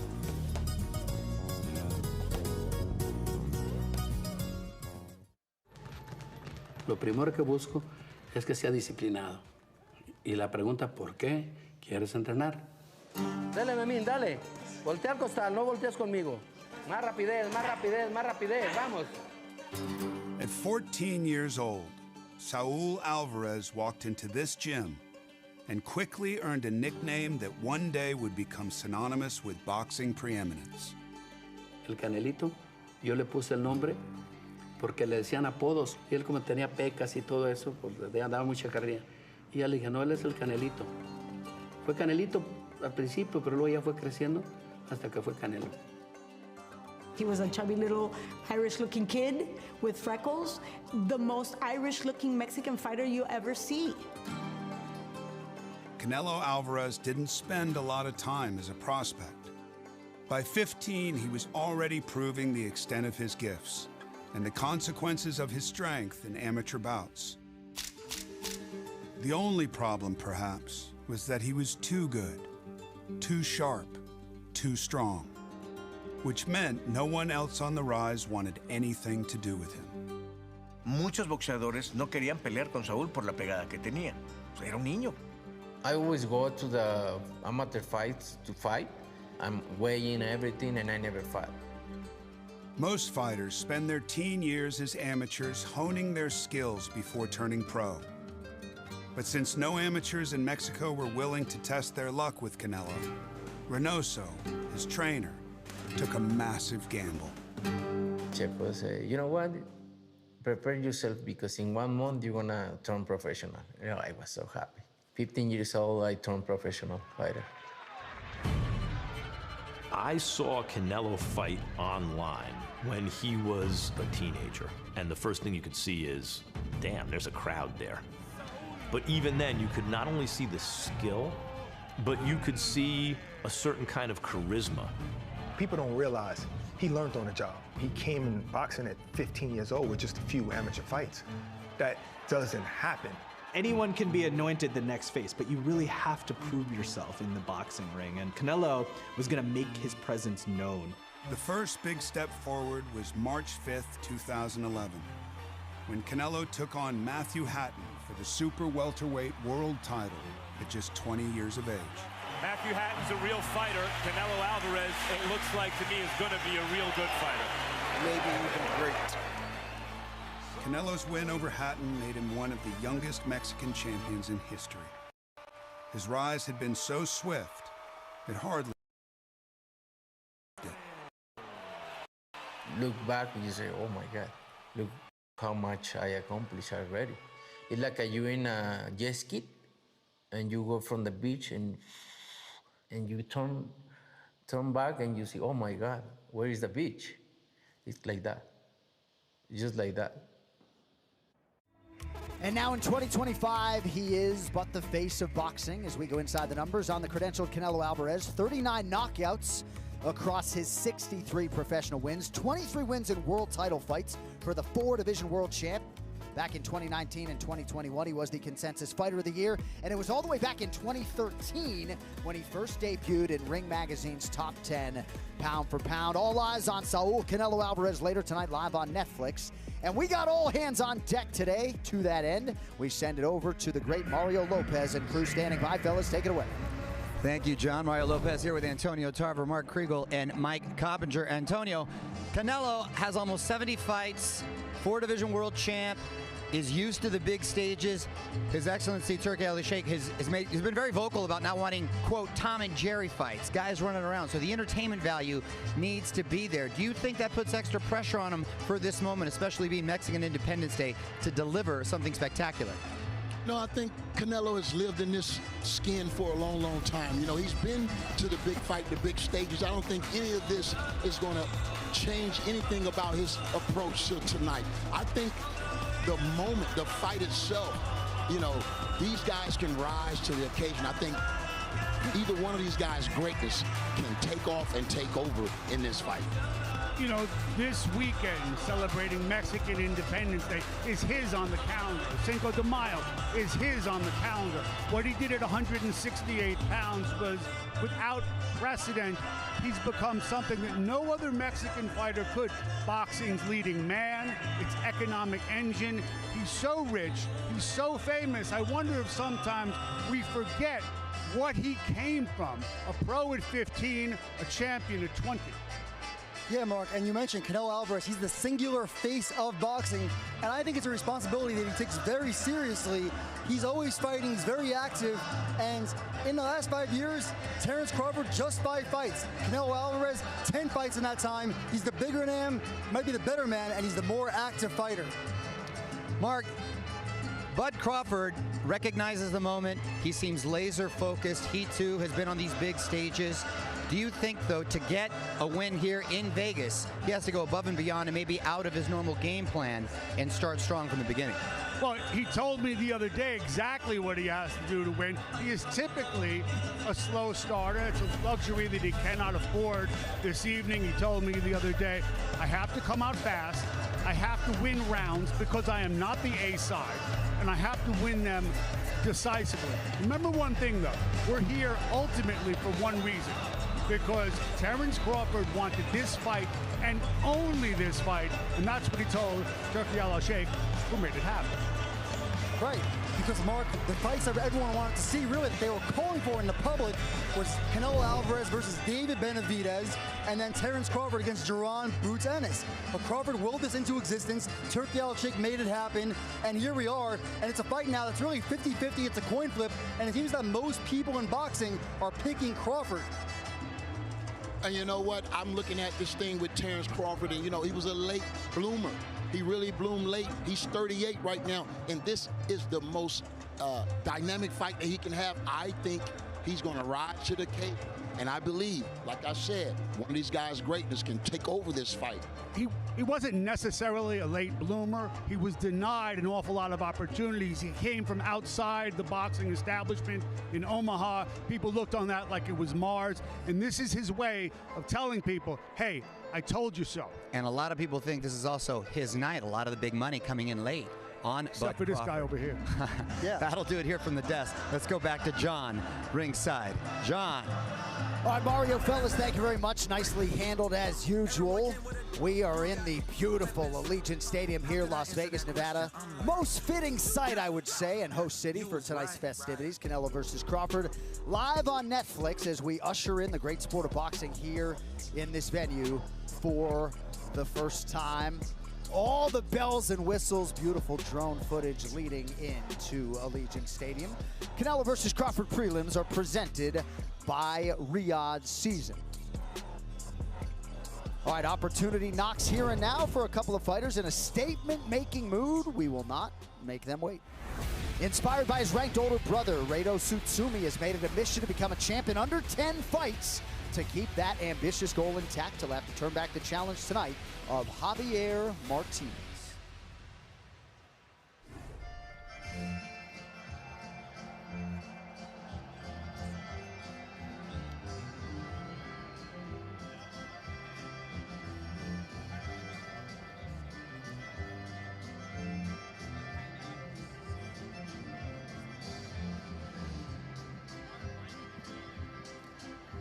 All right, 10th pro fight for the Dallas, Texas native Javier Martinez. And Heidi Androl, probably our most thoughtful, emotional fighter meeting here on Wednesday. He had a lot to share. And mentally, it seems like he is in a pretty good place as he tries to end this two-fight skid here in Vegas. Absolutely, John. You have to appreciate his candor in those meetings. I spoke with him this week a number of times, actually. He calls this his second chance. Once a U.S. standout, his career spiraled after being released by Golden Boy, drugs, alcohol, even dealing. It was his girlfriend, Iris, his father, and therapy that pulled him back. Then in January, manager George Reynolds, who had been guiding Javier's brother, Alexis, signed him. And now with his brother in his corner and a new team behind him, he's fighting for more than a win. He's fighting for redemption. He sees the openings, he feels the timing, and believes he's ready. Martinez said he used to cry at night praying for another chance. Now, what's at stake is more than a win, it's redemption. It's proving to his family, his father in particular, and himself, that he can still be the fighter he once dreamed of becoming. If he's able to fight right now against a very good opponent with the same kind of passion and emotion that he displays in his personality when it comes to the way he thinks about his career and his life, then he can be the kind of fighter who, win or lose, you're going to want to see again. Javier Martinez, he fights just as hard as he lives. And to your point, Max, great opportunity, but in these opportunities, you got to capitalize and you have to win. That's the only way people are going to care about you, and that's the only way you're going to get the next opportunity. That opportunity is tonight. All right, he'll chase that green stripe against the credentialed Rado Tsutsumi.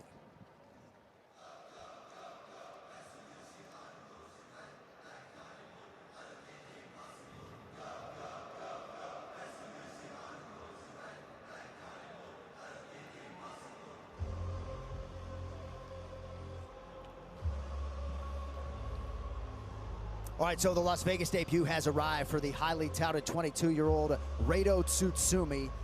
Max Kellerman, I know you have a lot of enthusiasm for this young fighter. He just turned pro on April 16th, just the third boxer in Japanese boxing history to debut with an A-class license, meaning cleared to start with 8-round bouts tonight, scheduled for 6. There have always been boxing hotbeds around the world. It's a global sport. But in the last decade or so, Japanese boxing has absolutely exploded. The Monster is considered by many the best pound-for-pound fighter in the world, and there are several other outstanding eventual pound-for-pound type fighters, maybe, and this is one of the young fighters that the boxing world has their eyes on. I like Tsutsumi. He's very aggressive. He's a pressure fighter. We call him a front door guy. Like, he's not going to your back door. He's not going to check a window to try to get in. He wants to kick the door down. That's just who he is. I like what I've seen thus far. Trains under the Cuban Ismael Salas, has spent some time at Robert Garcia's gym in Southern California back in the day, but he has a definite vision for his pro career, and he believes that he is going to be in those championship waters here in 5 or 6 fights. As some of you may know, his older brother, Hayato Tsutsumi, who knows if he's the better brother, but he's the ranked party right now. He's 8-0 and served as a huge inspiration for Reito, not just as boxer, but as athlete. That's going to be a theme tonight, Max. Brothers pushing each other, and we'll see what Tsutsumi can do. All right, with that backdrop, let us get to the tail of the tape for this one. Reito Tsutsumi, 22. Javier Martinez is 29. Martinez taller by an inch. Couple of professionals on the scale here on Friday. 5 inches in reach for the Japanese fighter, Reito Tsutsumi. All right, now for the introductions. Back inside to Joe Mark. Well, ladies and gentlemen, we are set to go with the next fight tonight. This bout scheduled for 6 rounds in the super featherweight division. The 3 judges scoring at ringside: Lisa Giampa, Patricia Morse-Jarman, and David Sutherland. Inside the ring, your referee in charge, Alan Huggins. Introducing to you first, fighting out of the blue corner.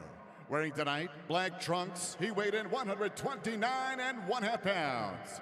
His professional record in 9 bouts, 7 victories with 2 defeats, 4 wins coming by way of knockout. From Dallas, Texas, USA, here is Javier Martinez!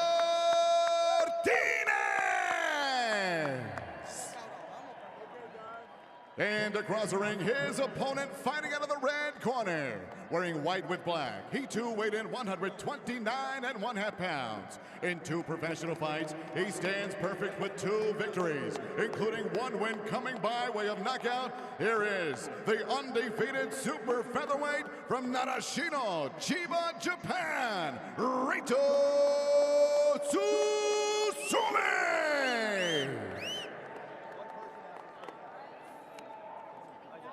Hey.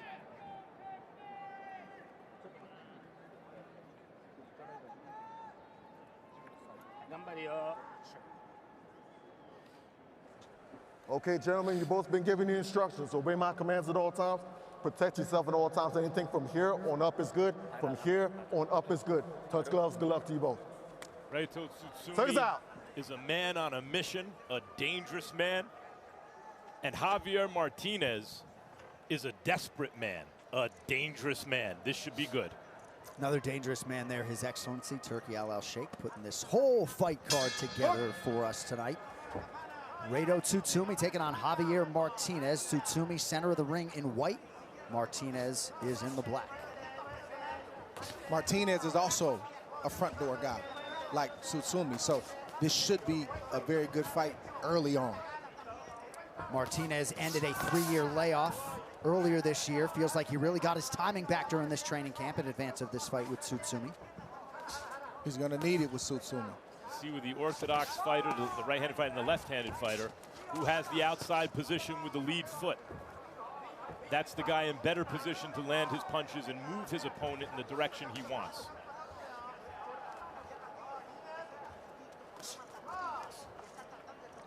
Tsutsumi throwing a prodding, poking, picking jab, not to really land it or do any damage, but he really wants the big left hand, overhand left, or straight left down the pipe, just like that.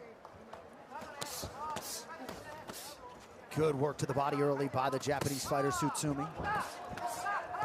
Oh, nice left hook for Martinez. Great variation from Tsutsumi, upstairs, downstairs. I love it. Guys, they spent about 30 seconds or a minute feeling each other out, and then it was, come on, let's go. And right now, Martinez doesn't like what he's feeling. Yeah, it looked like Martinez maybe just dropped down to the knee for a second, perhaps not. He's hurt. He's in a bad way. He's hurt. Oh, beautiful shot on the inside by Tsutsumi. Mouthpiece came out for Martinez. Ref's got to get in there soon. Well, the ref needs to wait for a break in the action so he can pick up the mouthpiece, but it would disadvantage Tsutsumi right now to do so. Another big clean shot that gets a reaction from Martinez might be it. Oh, beautiful rip to the body, and now upstairs for Tsutsumi. That is a knockdown. 3, 4, 5. Furious start for Tsutsumi. 7, 8. Walk, step. No, Not the visual you're looking for, and that'll do it. He's right. The referee gave him the 8 count, wanted him to step to him. He couldn't walk in a straight line. The fight's over. So there it is, Reto Tsutsumi holding serve as the massive favorite tonight and cashing in on the Las Vegas debut. He is now 3-0 with his second career knockout. Martinez said he saw a lot of similarities in himself as a young fighter when he was watching tape on Tsutsumi. Felt like maybe the experience advantage would pay dividends. It does not. Reto Tsutsumi's the man. Yeah, Martinez didn't have time to think. He didn't have time to show his experience.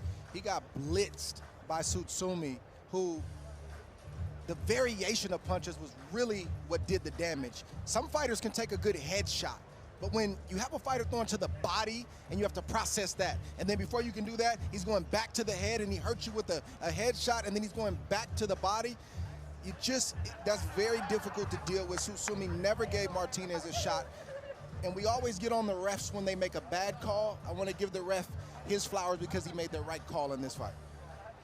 And Javier Martinez historically has not been the easiest man to stop. We mentioned he started his career at 7-0. He had only been stopped once. It took 4 rounds to do it. So if you're looking for a statement out of Reto Tsutsumi to be able to do with this matchup the most, I think he accomplished that. His Excellency Turki Al-Sheikh in there, creating a fighter that he believes in wholeheartedly. The entire Tsutsumi clan is there. All right, to make this one official, here is Joe Martinez. Ladies and gentlemen, the end comes officially. 2 minutes, 18 seconds, round number 1. Referee Alan Huggins puts a halt to the fight for your winner. By TKO, he is still undefeated, Reto Tsutsumi!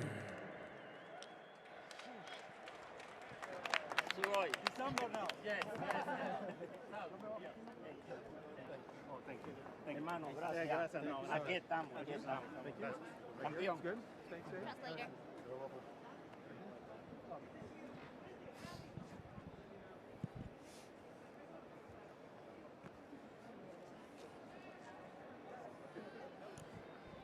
Congratulations, Reto. You guys spent the first minute or so sizing each other up, and then you went to war. What did you see in that first minute? そうですね、やっぱ相手結構やっぱ思ってたよりも結構見てきたので、ちょっと時間かかるかなと思ったんですけど、でもこうボディがこういいのが入って、そこから徐々に流れをつかめたので、今チャンスだなと思っていきました。So I was kind of watching him for a little while, so it took me a little while to figure his move out, but I've got a good body, and slowly but surely I figured his moves, and now it was my thing. And what did you see that you figured out? Because you unloaded the heavy artillery and ended the fight quickly. そうですね、でもちょっと時間かかるかなと思ったんですけど、うまく流れをつかめたので、うまく倒すことができたかなと思います。So from the beginning, I thought it was going to be a little while for me to figure out his move, that it didn't take me too long, so it was my thing, and I was able to win. You're a brand ambassador for Ring Magazine for Japan and Asia, right? Is that significant to you? What does that mean to you? そうですね、このような大きい機会を設けてくれたのはテルキ閣下だと思うんで、すごく大変感謝しています。I would like to express my sincere appreciation. Thank you so much. Congratulations. I'm sure we're going to be hearing a lot more from you in the near future. That was a devastating first round knockout from Reto Tsutsumi. It most definitely was. Max Kellerman, thank you very much. He certainly has an early believer in the Hall of Famer, Andre Ward. We will be keeping tabs on Reto Tsutsumi, 3-0, after getting it done with style points in Las Vegas here tonight. All right, coming up next, lone heavyweight matchup on the playbill tonight. Now training out of Pittsburgh, Pennsylvania. Kazakhstan's Ivan Ditchko could be the next big man to vault to boxing superstardom. 15-0 after another first-round knockout less than 2 months ago. And now with even more of the boxing world watching, he spins it forward in earnest against the tried and tested Jermaine Franklin Jr. Since going the distance with Anthony Joshua in 2023, Franklin Jr. has reeled off 2 straight wins to reassert himself as a potential problem. And tonight, after competing in 11 different states, he finally makes his Las Vegas debut. Heavyweights will fill up Allegiant Stadium straight ahead as we continue live. And of course, coming up at 9 p.m. Eastern, you know what it is. We transition over to Netflix for our 4-fight main card, where eventually all roads will lead to the undisputed super middleweight title fight between Canelo Alvarez and Terrence Bud Crawford. A few days out from the biggest fight of his career, Max Kellerman sat down with the inimitable Terrence Bud Crawford. Champ, about a dozen years ago, there were a lot of fighters in and around your weight class making a lot of noise. And you told me then that that's not your style. You're just gonna do your job. Did you think at that time that doing your job quietly would get you to this place, to the biggest fight in boxing? Of course. You know, like I always said, as long as I keep winning, I'm gonna be where I need to be. There was one fight along the way, though, where you went the distance. Since then, you knocked everybody out. Was that on your mind? Doing your job, but doing it in a way where the fans demand to see you? Like I always say, I never go in the ring looking for a knockout. If it comes, it comes. And, you know, at 147, it came a lot. Uppercut lands. Crawford on the attack.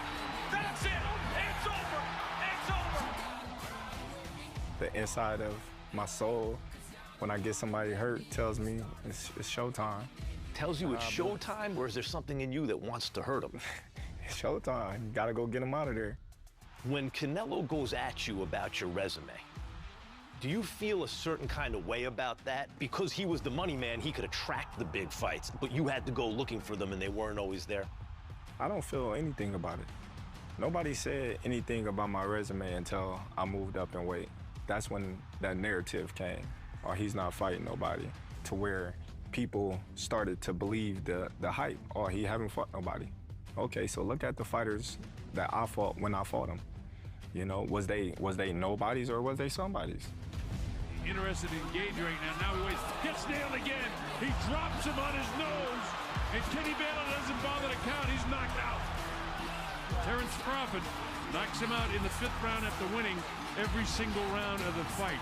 Crawford is another guy you're going to see a lot more of. A couple of years ago, you said, Canelo, that's super middle. That's too much for, like, it's too big. What has changed your mind between then and now you're fighting him? I just, you know, took a hard look at him. You know, I sized him up in and out the ring, and I just think, you know, my skills is gonna lead me to a victory. He comes from, what, 147? Mm-hmm. You know, he's not a big guy.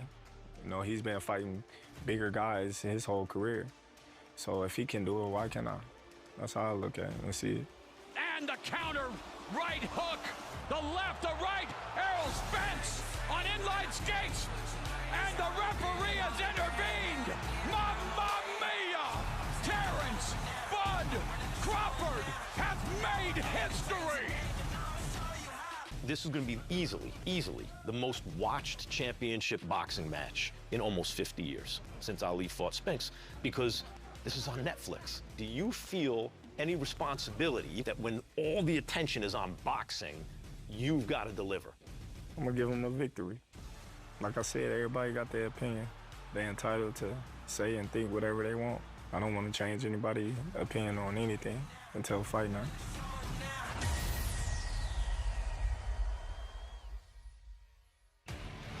I mean, how good is this? It all comes down to tonight for Terrence Bud Crawford. Max, nobody has their finger on the pulse of this sport quite like you. You spent a lot of time with both athletes this week.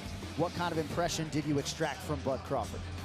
You know, the big picture for me, watching his answers there, is in a world where it feels like a lot of the time hard work and not being a clown and trying to just draw attention to yourself and just doing the best job you can, that's not rewarded as much. That the shortcut, that the flash is rewarded out of proportion. And here's Terence Crawford, who stayed with the belief the entire time that if he pushes himself as hard as he can, keeps his head down, and just keeps doing his job, that this day would finally come. And it feels to me, guys, like he feels he's now at the final step. There is one more step to take, and it's this fight tonight. And it seems as though a lot of his contemporaries, the high-level boxers, believe Terence Crawford will get the job done tonight. But out of the red corner, the face of boxing, Saul Canelo Alvarez, we now shine the spotlight on the amazing Mexican champion.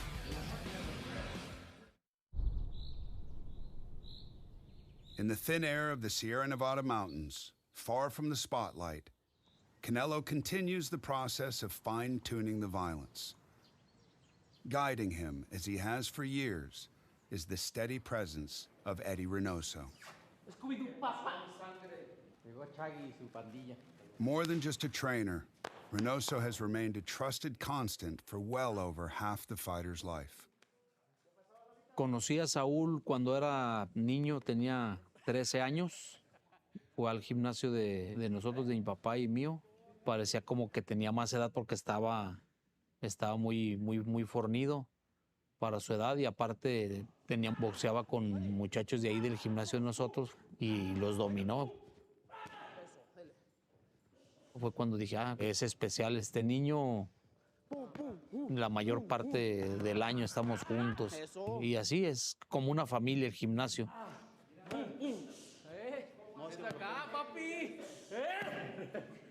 In the gym, we can jog, we can fucking around, have fun, but when we need to focus on and work, we work. We can switch that very quick.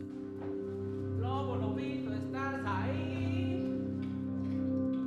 Ojos que no ven, corazón que no siente. How does Crawford stop him? Hard to stop Canelo. And if you can't stop Canelo, how do you get the decision? Así, güerito cerradito, ¿eh? My style don't change because I can do everything. I can box, I can go forward, I can counter punch, I can do whatever I want.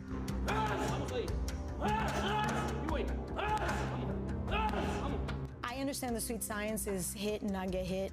Mexican style is duke it out, middle of the ring, toe to toe. I don't care how many times you're gonna hit me, I'm gonna hit you back twice as much. Is that relentless spirit.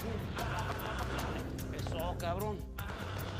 That anticipation of what he's gonna do next is what keeps you intrigued in the fight.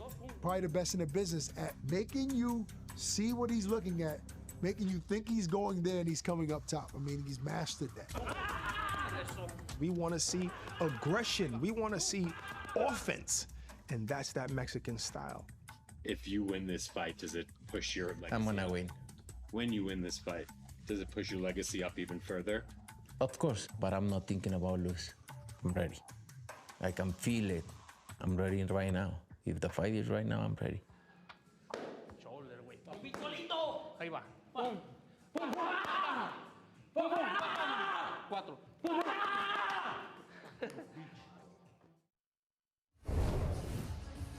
Andre Ward, you're already in the Hall of Fame. Canelo Alvarez will one day join you there, but I know you got a lot of respect for his career, and he's still chasing further greatness here at 35. Yeah, a lot of respect for the accomplishments, the dedication, how he's presented himself and represented the sport, but even more so with what we just saw right there with Eddie Reynoso and Canelo. You know, in a sport that's filled with violence and chaos, that's the last thing you want in your circle. And what Canelo has with Eddie is stability and peace. It's a trusted voice.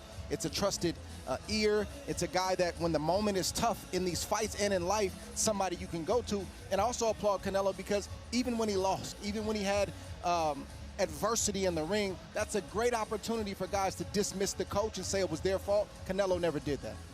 And you look at how he's evolved as a fighter.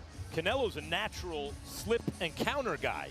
He's a guy who loved when fighters came to him and he could slip and counter and beat them up. But he got so strong as a super middleweight guys started running from him. Yeah. And he had to learn how to really cut off the ring, which he and Eddie Reynoso mastered at a certain point. He has been a fighter who's fought in a variety of styles through the years in a long, illustrious career and has kept himself at or near the top of the sport for longer than most fighters who have ever lived have done it.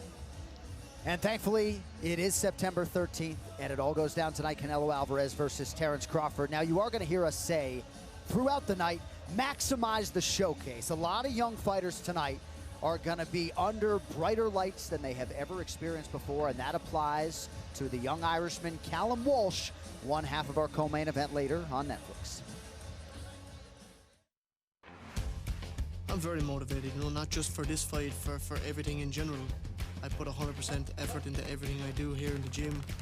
I want the world to see good boxing. I want the world to see good, exciting fights, good, exciting boxing.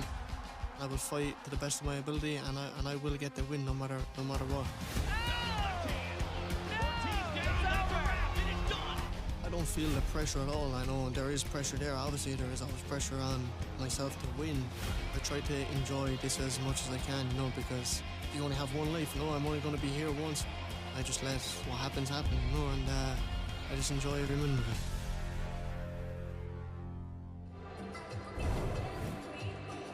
Mario Lopez here, back with Antonio Tarver, Mark Kriegel, and Mike Coppinger. And the co-main event really is a terrific fight. It is a clash between two undefeated prospects, one with a great backing, Dana White, Freddie Roach, and of course I'm speaking about Callum Walsh. He's played in big stages before, Antonio, never won like this. What do you think Callum has to do to be victorious tonight? Never like this, and I want to take my hat off to both of these young men. This is what boxing needs. These two guys laying it all on the line. Somebody old has to go tonight, and I love Callum Walsh, man. He is Ireland's favorite son, but tonight, if he can get a victory over Fernando Vargas, he could be an overnight sensation with the whole Ireland supporting this kid. I can't wait to see how this fight unfolds. Tell you what I love about Callum Walsh. When the pandemic hit, he got ahead of it. Went all the way to LA, decided he was going to train at Freddie Roach's Wild Card Gym. Mario, I know you know the place very well. Very well. Brady told him, hey, you want to stay here? You got to spar. And you know what that's like to survive over there. He survived, he's prospered, and here he is. Yeah, and you mentioned the big stage, Mark. Callum Walsh has fought, sold out the theater at Madison Square Garden several times, sold out in Ireland, but he's never fought on a television stage quite like this. The co-main to Canelo Crawford, live on Netflix, and we're going to see what he can do. Absolutely. This fight is about reputation and opportunity. And Mark, Fernando Vargas Jr. grew up being in scenes like this with, of course, his father, Fernando Vargas, fighting many championship fights. And he wants to get out of the shadow of his father and also his younger brother, who's a great, great prospect. How do you think he will approach the fight tonight? We talked about that the other day. It's not just my father's shadow, the great Fernando Vargas, but my brother's. I watched his brother Emiliano knock a guy out in seconds back in July at the Garden. He's an excellent athlete. He's a former basketball player. Now, I know he has better genes than probably anybody here as far as boxing, but he came to the sport late, at 17 years old, as opposed to Callum Walsh, who's been in since he was 6. And I always have this question. There's a difference between being a fighter and being an athlete. It might not show right now, but eventually it will show. Can you make up for those years that you weren't a fighter? Yeah, Mark, you mentioned Fernando Vargas Jr. He has his father's namesake. Obviously, his father was a really good fighter, fought Oscar De La Hoya, Tito Trinidad, blood and guts warrior, but it's the younger brother, Emiliano Vargas. He's one of the best prospects in all of boxing, blazing hand speed. If Fernando Vargas Jr. can score the upset tonight, he'll be on his way too. And I'm totally surprised he's the underdog. You know, he's right here in his hometown of Las Vegas. His dad, like I say, know everyone here. They're in for a big fight tonight. And like I said, to the winner goes the spoils. And I believe Vargas, with his power, can make this fight very interesting. One thing that's interesting about tonight, we always hear about prospects. Oh my God, prospects are fighting each other. They should, if it's a good matchup and they each distinguish themselves, they'll both be ahead. You know, they might wind up in a situation where there is no loser. You're exactly right, because even though they may lose in an effort, their stock may rise. And I think this will define the future of the junior middleweight division. All right, that does it right here on the desk. Let's go back to John, ringside. John. Well done, fellas. Get me all sorts of fired up for the co-main event later tonight. The unbeatens Callum Walsh and Fernando Vargas Jr. But now we transition to the big man. Ivan Ditchko is ready to prove his Olympic pedigree can carry him to the heavyweight elite, but durable contender Jermaine Franklin Jr. is a rugged survivor focused on proving, among other things, that he remains the best heavyweight in America. I love the science behind boxing. You could paint a great picture, you could paint an aggressive picture, it could be a relaxed picture. First time I knocked somebody out, the feeling was just, I don't know, it's like an out-of-body experience. Just know you can cause that type of harm to people. You hit somebody and you see them hurt, you see them staggering, or you see them to where they can't like regain focus all the way mentally. It's kind of a rush. You just want to hurt them more. Big right hand. Gonna go chop another one. I'm actually a really nice guy. I'm just a whole different person inside the ring. I'm just trying to get in there and cause as much harm as I can. That was a right hand. That did hurt him. I'm from Kazakhstan, and Kazakhstan has a good boxing tradition. Triple G for my country is hero. He opened doors to professional boxing, and I think that I can be new world champion from Kazakhstan. My next opponent's name, Jermaine Franklin. We had some sparrings together maybe 3 years ago. And yeah, it was just regular practice, nothing special.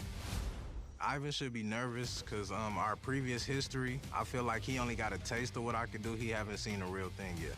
My goal in this fight is to put Ivan on his ass. Oh, Franklin trying to close the deal now. Jermaine is too confident himself, and then he make mistake because I'm faster, I'm stronger. Oh, beautiful right hand. I have good footwork and I have power. Ditchko with the knockdown. I got 25 wins. I knocked out 15 opponents. It hurts a lot getting hit by me. I think I have some of the best feet in the heavyweight division. I can use angles, I can slip around, I can turn very good, so it's hard for a lot of those big guys to keep up. Right hand again, showered down, almost through the ropes. They only got a glimpse of me. I'm still getting better, I'm still doing things to get better, and I'm still ready to shock the world. I want to show that I love KO my opponent. Oh, another beautiful one. They're waving this one off. People who don't know about me will be know about me after this fight. I will be next world champion.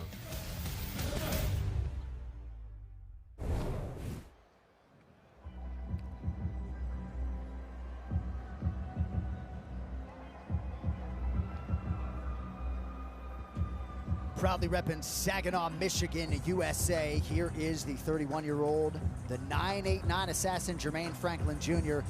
And Mike Coppinger, you know, he walks with a heavy heart tonight. His father passed on August 29th. He told us in the fighter meeting he hasn't yet had the opportunity to mourn nor grieve. But if he can channel that in the right way tonight, this would be a monumental heavyweight win. Yeah, absolutely, John. And Jermaine Franklin, he's been in with the absolute best. His 2 losses to former heavyweight champion Anthony Joshua and to former heavyweight title challenger Dillian White. He was in much better shape for Joshua, but his weight for this fight has ballooned to what he was for Dillian White. So we'll see what he has. Andre, it's interesting when you talk about the weight, right? Because he weighed just under 235 for the Joshua fight, but when it was 257 against Dillian White, he competed quite well as well. Yeah, the weight thing for the heavyweights are tricky. Most good heavyweights have a fighting weight. They have a sweet spot that they want. Condolences to Franklin for the loss of his father. I hope he uses that motivation in the ring tonight because he's had a few big opportunities like Coppinger just mentioned. These opportunities become more and more scarce as you get older. And tonight he needs to show up. So regardless of what his weight is, he needs to put on a great performance tonight. He has some old school skills. And listen, there's a long tradition in boxing of fat heavyweights who can fight. He's a fat heavyweight who can fight. Come on, Listen, I mean, what am I lying? You'll see when he takes off his robe. He's a fat heavyweight who can fight. I mean, Andy Ruiz is a fat heavyweight who can fight, and there were a bunch of them in the 80s, right? Greg Page and Tony Tubbs, and he fits into that tradition, and he's going to have to be on his game to come out of here tonight with a win.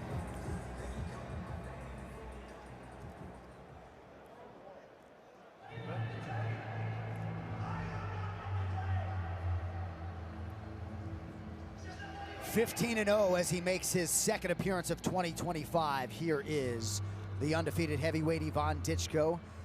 Born in Kazakhstan, now training under the watchful eye of Tom Yankelo in the great state of Pennsylvania, one of the most admired trainers of my broadcast partner, Max Kellerman. I love the way Yankelo trains fighters. By the way, Verde too, Andre, you're a guy. Like, I love trainers who train fighters to control fights with those old school kind of skills, and to take an Olympic medalist who's at this size, a giant, who can punch, and now you put him with a pro trainer like Tom Yankelo, who can teach you those old school skills, how to control fights. He has a chance to be the guy who emerges, Ditchko, from this entire fight card with the boxing world buzzing about him, if he can be impressive against a durable heavyweight tonight. I think even more than being impressive, he wants to get a stoppage against Jermaine Franklin. That's something that Dillian White and Anthony Joshua could not do. Ditchko is he's a 7-year pro and only has 15 fights. That's the splash that he needs to get his name back in the mix. I'm glad you mentioned sort of the lack of activity. At times he's had a hard time finding opponents, but unequivocally, Jermaine Franklin Jr. represents his toughest opponent to date, at least as a professional, some Anthony Joshua experience as an amateur. But we'll see what Ivan Ditchko can produce here tonight as he tries to vault to 16-0. Ditchko 35. The American Franklin Jr. is 31, 6 inches the gap in height, although Franklin Jr. has realized success against taller men prior. You see the weight discrepancy, not all that surprising. Half an inch in reach for Kazakhstan's Ivan Ditchko. All right, now for the introductions. Back inside of Joe Martinez. Well, ladies and gentlemen, we are set to go with the next fight tonight. 10 rounds is scheduled in the heavyweight division. The 3 judges scoring at ringside: Kermit Bayless, Chris Migliore, and Don Trella. And inside the ring, your referee in charge of the action, Harvey Dog. Introducing to you first, fighting out of the blue corner, wearing black with silver, he weighed in officially 256 pounds. In 25 professional fights, his record stands at 23 victories, 2 defeats, 15 wins, coming by way of knockout from Saginaw, Michigan. He is the 989 assassin, Jermaine Franklin Jr.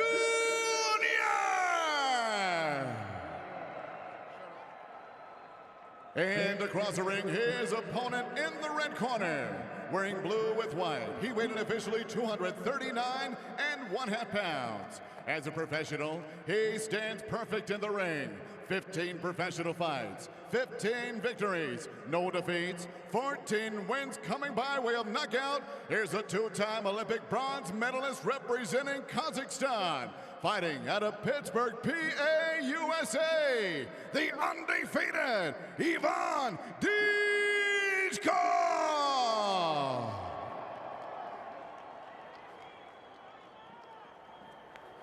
Okay, boxers, we went over the instructions earlier. As a reminder, obey my commands at all times, protect yourself at all times, touch gloves.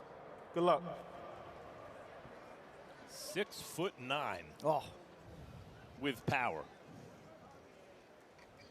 You know, I've had a Napoleon complex at times. I wonder, is it easier to get women when you're 6'9" or 5'9"? I don't know. I don't know. You don't have to answer that, champ.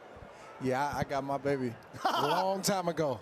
And a decent height, 6'1", 6'1" on a good day. Go, guys. All right, here we go with the heavyweights. Jermaine Franklin Jr. in black. Ivan Ditchko is in blue. Ditchko also with experience competing against Anthony Joshua, lost to him in the Olympic semifinals back in 2012.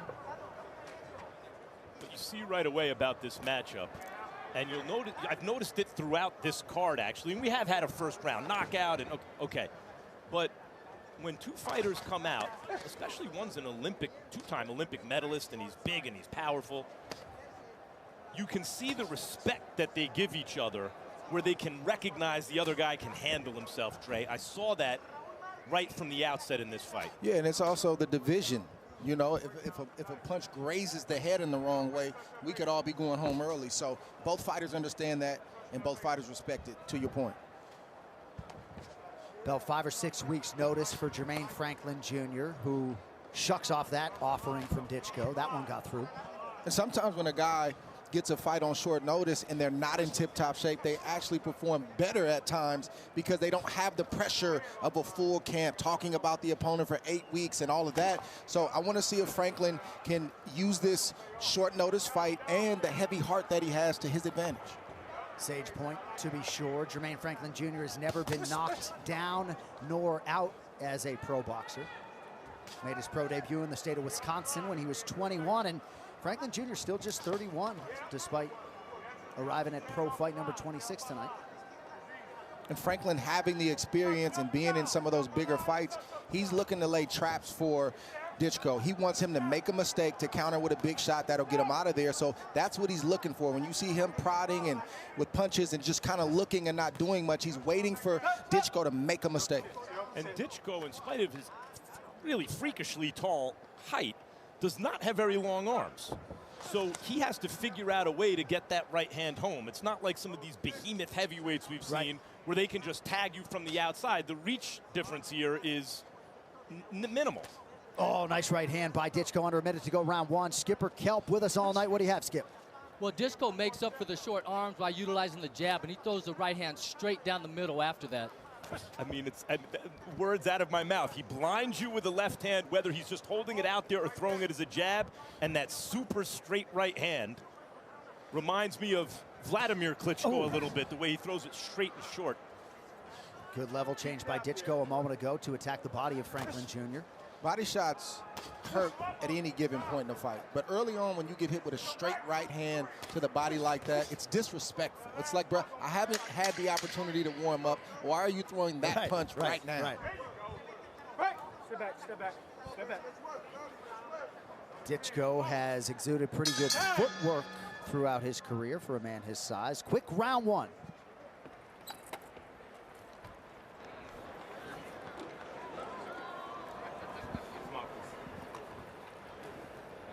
Okay, we gave that round away. We can't get none away. Breathe, deep breaths. We standing straight up. We need to stay off that line. I need more head movement, more jabs. You only a half a step away, but you got to step closer with that jab. Jab your way in, then that right gonna be right there. But it come off more jabs and more stepping forward. Give him more fakes too. More fakes, because he's trying to time you. He's trying to time you what you do.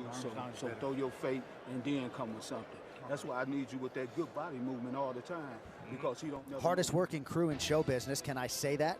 Tail of the production, 600 strong, putting together all of this for you folks tonight. It's a new arena weight record too from the ceiling, 401,000 pounds, 250 rigging motors, north of 500 moving lights, 65 total cameras, and also the first fully produced on-site Spanish broadcast for a live Netflix event. Great to have everybody with us early for the Canelo versus Crawford YouTube prelims, round 2 of a possible 10 here between the heavyweights Ivan Ditchko and Jermaine Franklin Jr. Franklin Jr. connects to the body. I like the jab that we just spoke about in the previous round that Ditchko's landing, because it not only hurts, it not only starts to take wind from the opponent and starts to fatigue them, but it allows him, Ditchko, to land the shot up top. You start to occupy the opponent down low. Good shot right there from Franklin. And then Ditchko's able to come over the top. It just makes that a little bit easier and a little bit more effective. And he keeps that left hand extended, so not only is he blinding you with the left, even when he's not throwing the jab, but the jab hand is close to the opponent's face, making up for the shorter reach. He can defend with it.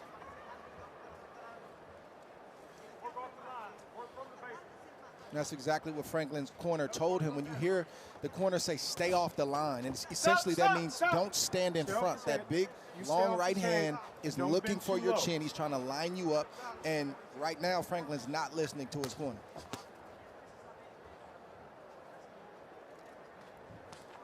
And then you see Franklin leaning on the right side, Dre, and staying there sometimes a little bit too long, which is still in the path of that right hand. That's right.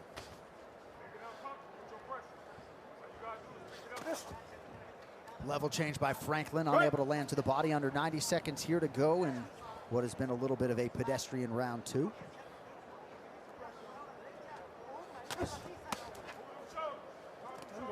hook is not a punch that you see Ditchko throw a lot. I asked him in our fighter meeting, I said, you have a good jab and a good right hand. Have you been working on other areas in your fight game? He said, I can do it all. Not seeing that right now, but I do see that left hook coming behind the right hand periodically. Let him go. Yes, good. Working there, working there. Break! They're both guilty of some clinching here. Franklin's grabbing him, but Ditchko is happy, it seems, to bring him inside and tie him up. I think Franklin wants to tie up to rest, and Ditchko wants to tie up to reset. Right, to make sure that Franklin can't get off anything on the inside. I'm comfortable if I can feel you and I know you're not throwing any punches, push you off, referee break, reset.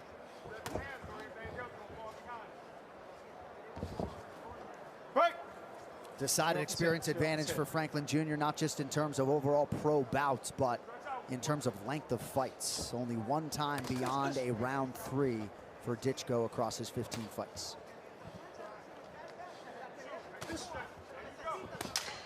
Fighters exchange jabs late in the round. Right. Sit back.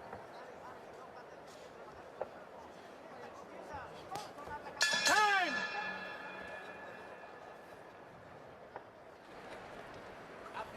Excuse me, boss. So if we miss a shot, we can't just lay on his back. Okay. You know what I mean? Okay. Don't do that.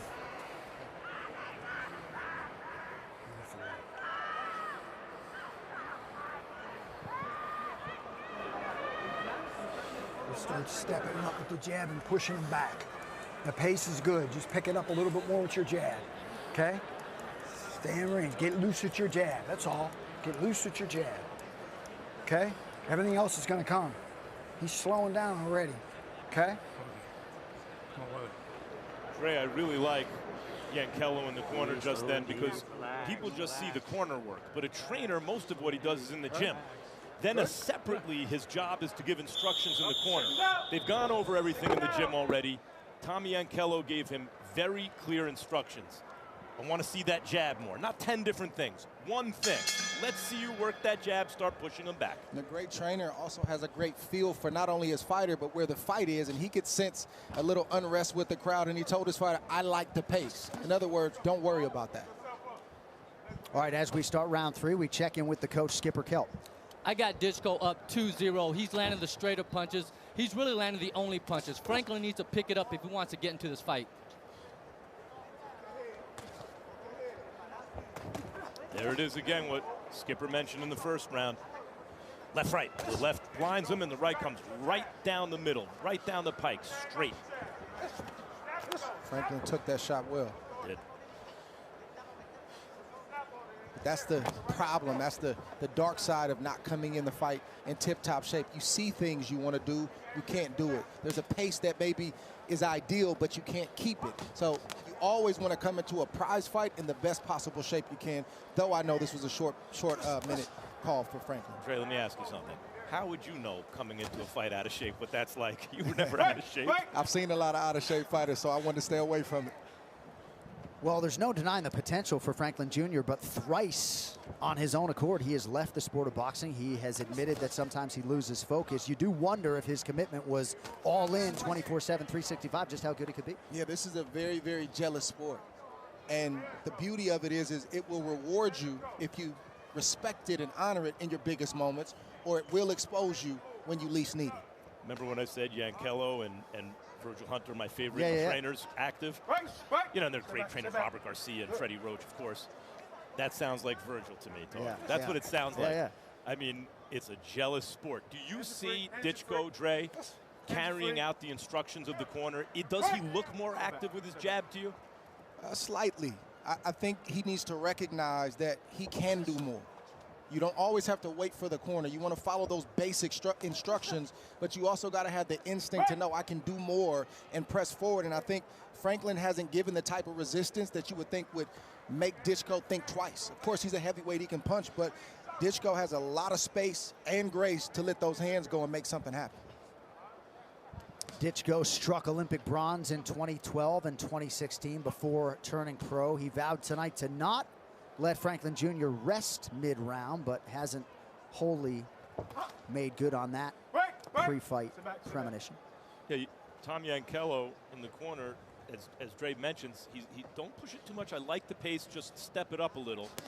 And I haven't seen that really. Like, I'd like to see him do, he's not telling him step on the gas. He's saying, let's just take it to the next level. I don't think Ditchko did that this round. He can do it, though. There's space for that.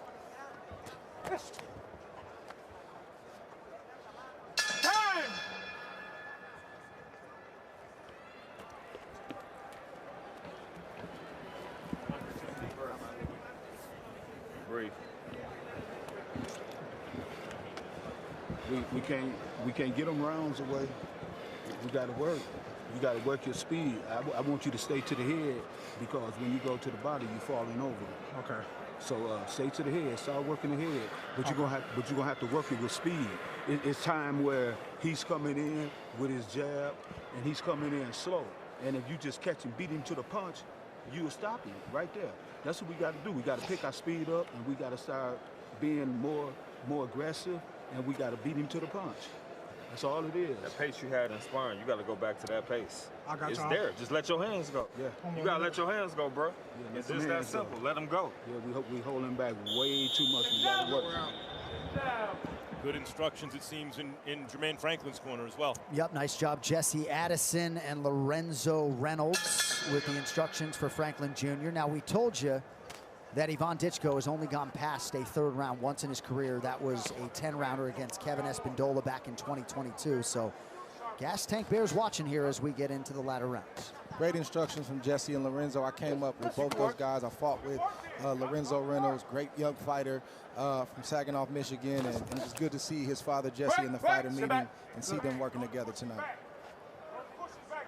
And I like, it's not just what the corner says, it's the way they say it. They delivered it calmly, but in a way that impresses upon him, this ain't gonna do it. You're gonna have to do some more. But they got the old school principles. You don't see either one over talking the other. Pops gets the first 30 seconds, Jesse gets the last 30. And also giving him something concrete, right? Remembering a sparring session not all that long ago and trying to put that into action. Give me a couple instructions. I don't need 5, I just need 2.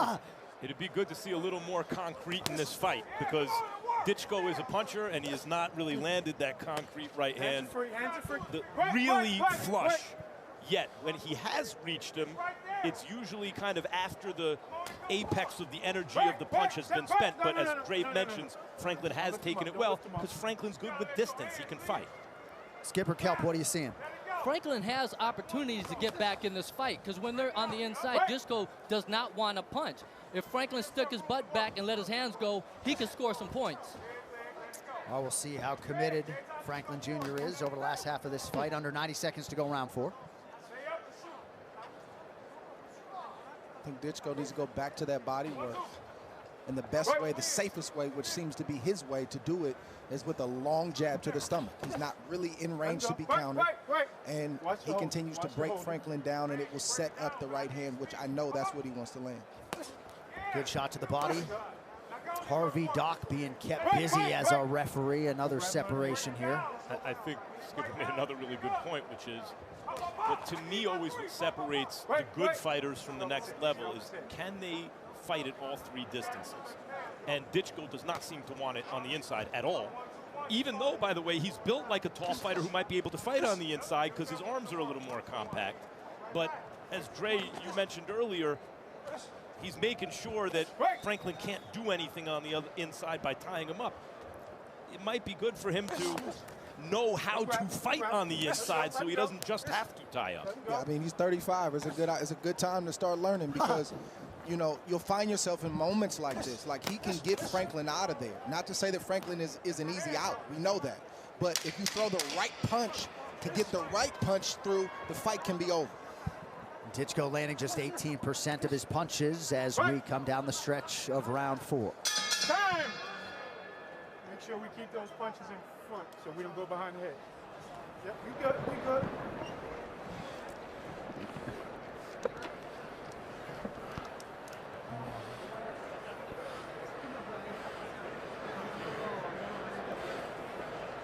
All right.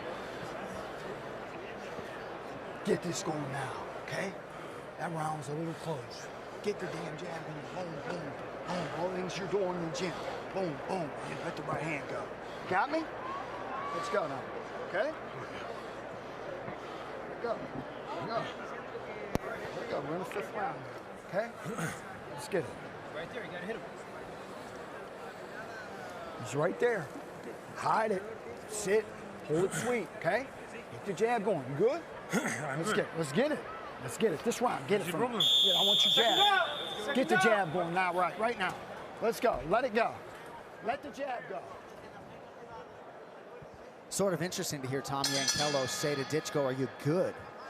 Just doesn't appear like he's all the way here. A couple rounds ago, Yankello's like, "I like everything I'm seeing. Let's step it up a little." Ditchko really didn't listen to him. And Yankello there stepped up the urgency. Come on now. Yeah. That round was closer. Let's get down to business. Let's see the jab. Franklin, one of just 4 fighters who did not get knocked down against Anthony Joshua. Some pretty good company with Usyk, Joseph Parker, and Daniel Dubois. Ditchko just hasn't landed anything of huge consequence as yet. And, you know, even at his advanced age, Andre mentioned, mid-30s. Right. This could be a good learning experience. I mean, you're in with a guy who's not just a sitting duck for your right hand. He knows how to handle himself. So what do you do in these quieter rounds where you just can't land your Sunday punch? You got to be doing other things to break the guy down and get those shots home. Good right hand there a moment ago by Ditchko. Ditchko's landing that shot, the right hand. And then he's almost looking at Franklin like, you're still standing. Right. That's part of the discouragement you see now. He's thinking, but I don't know how much Ditchko actually has in the bag to grab a hold of. He's thinking, you see him processing, but I can only grab what I have, which is really a good jab to the head, one to the body, and an overhand right to the head.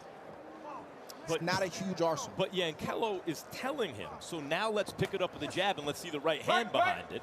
I'm here. But he's been really not active enough with the jab, so the right hand is not there the same way it would otherwise be. I think Ditchko's thinking it's not working, but to your point, he should follow those instructions because it would work. Hands are free. Hands are free. Unofficially, Franklin has landed more punches, 36 to 30. These numbers unofficially. He's also landing at a 32% clip to just 18% for Ivan Ditchko. Crowd's had a lot to cheer about tonight, but a little bit listless here in the middle of this heavyweight offering. Not happy. And let me tell you something. When you see the way this card is constructed, with $100,000 bonuses for knockouts, for fight of the night, for fight, right, that kind of stuff, this is a new kind of boxing world that is perhaps being ushered in. That's the attempt being made, where simply showing up and walking away with the W is not going to be rewarded the same way it has been in the past. The crowd is letting them know we want more than this, right, and we'll see if the fighters respond. And I don't have to tell you guys, things can happen pretty expeditiously in the heavyweight division. Well, that's the whole thing. In that, what they will remember if someone lands a great shot is the finish.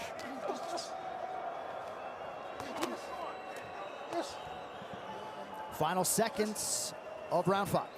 Time.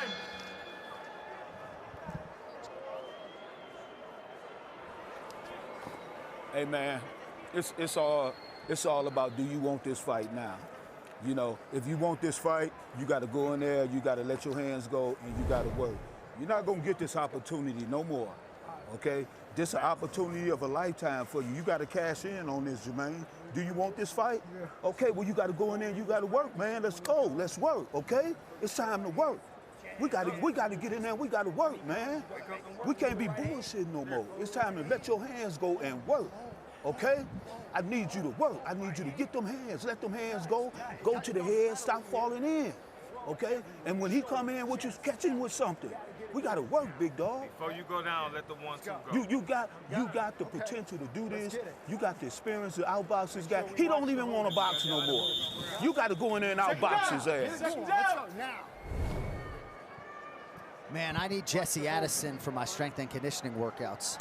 Skipper Kelp, what are you seeing here through 5 rounds? I got a clean sweep for Ditchko, 5 rounds to none. But he's not winning any fans. He's got to get in there and throw some punches on the inside and let his hands go a little bit. He's got a dead man in front of him right now. Man, the corner work in both corners is outstanding. Old school, professional corner work. Their passion is not for the cameras, it's unself-conscious. It is for their fighter. But the corner can't want it more than the fighters.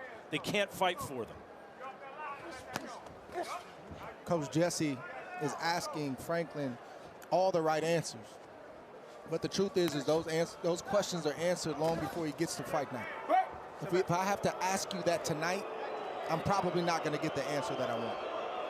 All right, let us check in with our esteemed reporter, Jim Gray, for the first time. Jim, what do you have?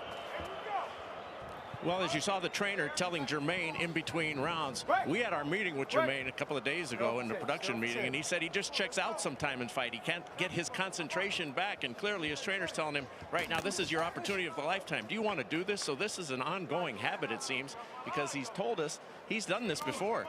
He needs to get it back and come back real quick. Yeah, thank you, Jim. That's a hugely important interjection. He stopped short of saying he has an attitude problem, but he does lose focus. But guys, yes, he said, I don't have an attitude problem, and then he described I have how an attitude problem. Basically has an attitude. I mean, but the issue is, guys, it takes two.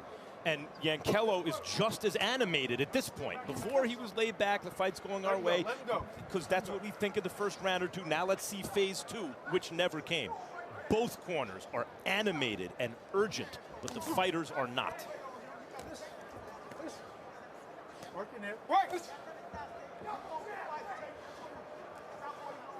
And it's tough because Franklin can fight. He's got a good offensive arsenal. He's proven he's durable throughout the years. He's still durable tonight. He's got hit with probably 3 right hands that would knock a decent amount of heavyweights out.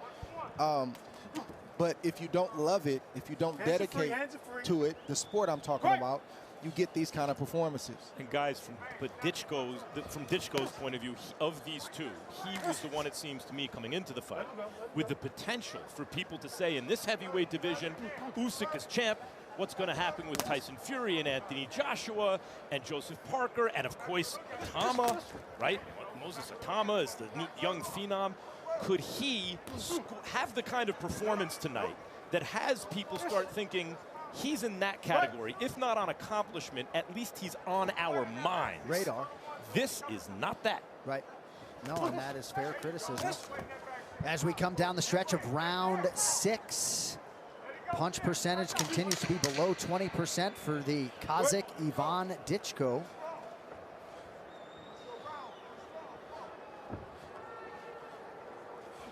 Time!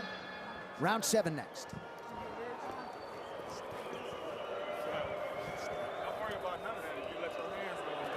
The reason, the reason he laying on you because you falling over. If you ain't down there, he won't never lay on you. You know, so you bringing that on yourself right there. You gotta do is correct it, champ. Hey, we're good. you gotta pop that punch and get up. Don't lay over. If you lay over, you're giving the man the opportunity to lay on you. You gotta start pop, pop, pop. The dude is slow, man. It's all over. It's all over. He's not doing nothing no more. All you got to do is start throwing punches, and you will stop this guy, because he's not doing nothing no more. He's tired in there. He don't want to be in there no more. Now you got to go in there. You got to make it uncomfortable for him. We need these rounds right here. 1, 2, 3. You got 3 rounds. We need these rounds. Okay, let's go. Snap your hands, you can hurt him. Just snap them once. Can't do much better as a chief corner with those 60 seconds between rounds. I mean, it ain't good when the corner is the most interesting part of the fight, but I will say this. This is, it's just a pleasure to listen to these guys work in the corner. And Ditchko, as tall as he is, Andre, looking a little fatigued. He's looking a lot of fatigue. I mean, it seems to me if Franklin's not scared to bring those shots to the body, he has a real shot here. I think he understands that because he could see that Ditchko was tired at the last part of the last round, and those are the exact instructions that Coach Jesse just gave him. Even though Franklin hasn't performed well, he's got enough time to land a shot and try to make something happen. And that's the thing about the heavyweights, guys. You can have a fight that doesn't live up to expectations for 5, 6, 7 rounds, but the finish can erase the memory of all that. Franklin just landed a good right hand. on the side of the head of Ditchko. Yeah, one of his better shots of the night, and clearly the visuals suggest that Ditchko is the more compromised party in terms of fatigue. 2 minutes to go, round 7. Ooh!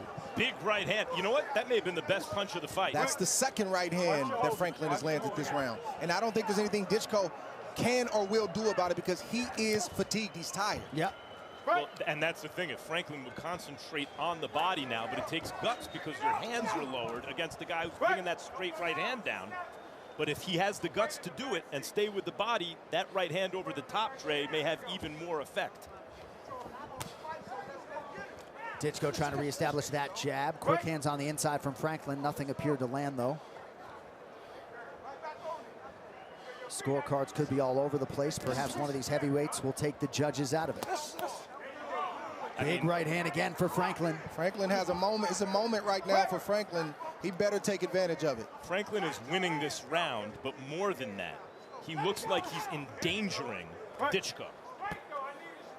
It's the first time in the fight where it looks like Ditchko could be entering a real trouble phase of the fight.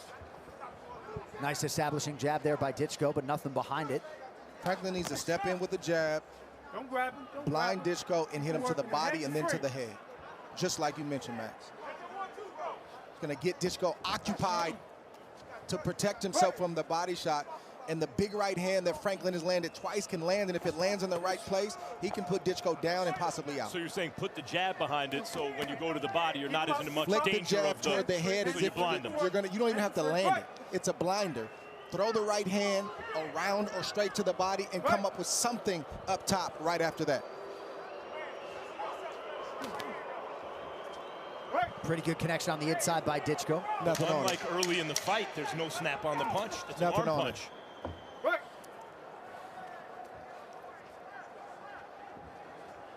Well, guys, I'll tell you what, the fight, as ugly and slow as it's been, is turning kind of dramatic.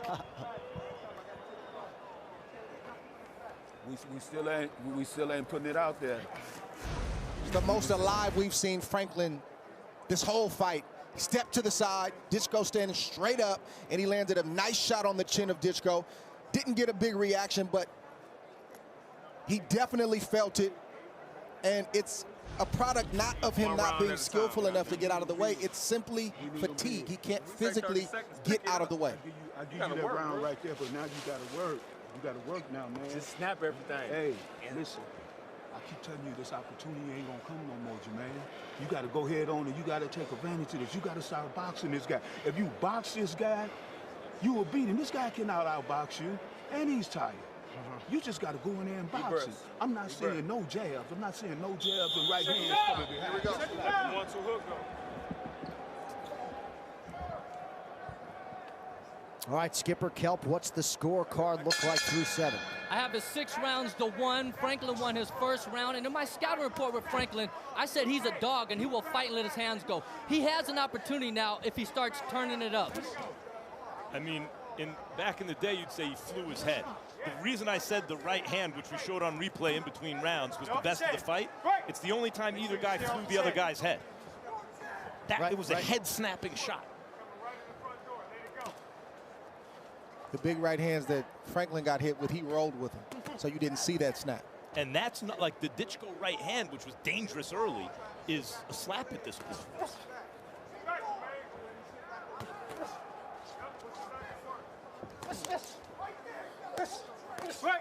Franklin to the body, another clinch broken up by Harvey Dock. Just missed a big left hand from Franklin. He went with it with that with left hook. and a smooth counter from Ditchko. Now Ditchko's taking that little half step back when the right hand's coming, Dre, and getting away from it. Oh! Not that one. Didn't get away from that one. He's hurt. Franklin needs to follow up right now. He's hurt. He's hurt. To the body. That's right, to the body. Ditchko's ready to go. He's hurt.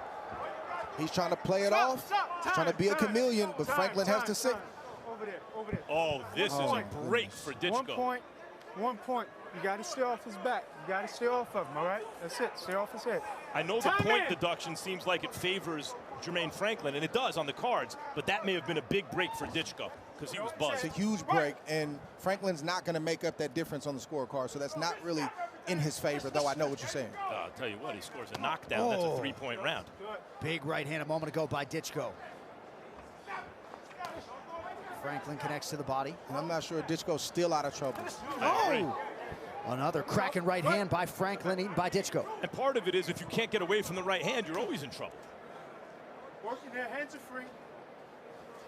Hands are free. I'd love to see Franklin work the body, Trey. I think it sets everything up for him in this fight. I mean, he's right there. Both hands are free. Why not punch and let your hands go just like that? Yep. And come right back upstairs. Ditchko is long and lean, doesn't like it on the inside, and is fatigued. Those right hands upstairs have greater effect when you put in the work down. Good body shot by Franklin. Look at Ditchko's left side. Yep. Reddened from those right hooks. Under 30 seconds here to go. In round 8, another big right hand connection by Franklin. And there's another one. Ditchko ate it. But a big round 8 for the American fighter. Hands are free, hands are free. He might have time to catch up, Trey. This is a 2-point round.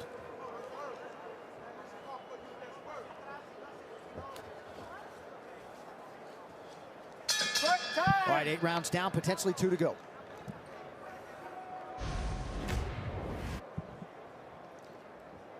The same right hand, slightly higher than it landed before for Franklin. That one did a lot of damage.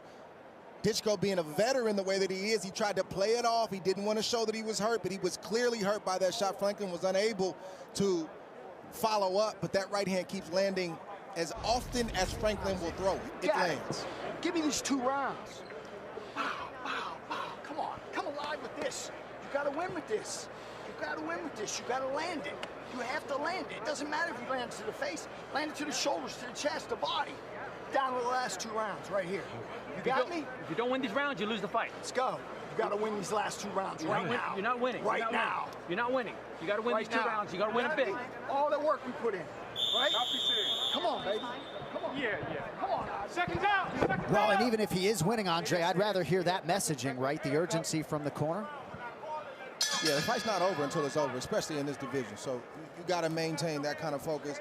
And you're right, Max. Another 2-point round. We got ourselves a close situation. I mean, and Akale, you could see, has given up the idea that Ditchko is going to dominate this fight. I think when he's telling Ditchko, throw the jab, even if it doesn't land to the head, throw it to the shoulder, to the body, what he's saying is control this guy for the next 2 rounds and get out of here with a W. And stay out of trouble. Stay out of trouble. You can win the round with your lead hand. If you're right-handed, it's your left. If you're right-handed, if you're left-handed, it's your right, excuse me. That's the hand. That's why the coach said, break this up. Let me see that left hand. Right. That's what's going to get them to the finish line. And what's instructive about that is we are past the point from Ditchko's point of view of an impressive night. But Franklin, to his credit, has fought his way into the fight to the point where just a W for Ditchko is actually the win here. It's interesting to think back to Andre questioning Ivan Ditchko in our fighter meeting about his weapons and the versatility, right? Because he has been limited to a few choice weapons here tonight, and Jermaine Franklin as such has rallied. But Franklin now from his side, is it enough to just make it close and dramatic? Or does he have it in him to let his hands go the way his corner's exhorting him and beat a tired fighter, stop him? Ditchko showing a little bit of life here, round 9.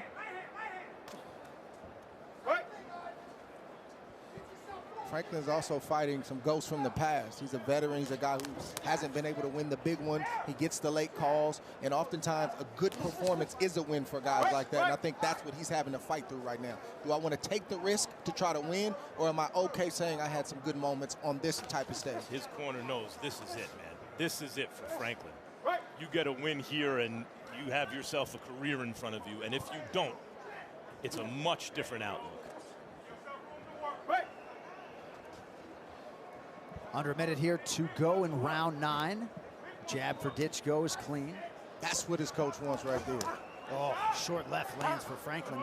And in a way, that's the worst thing that can happen to Franklin. He is can't get caught. Because he lands the punch upstairs, and he starts headhunting when the body shots are what's going to set that up.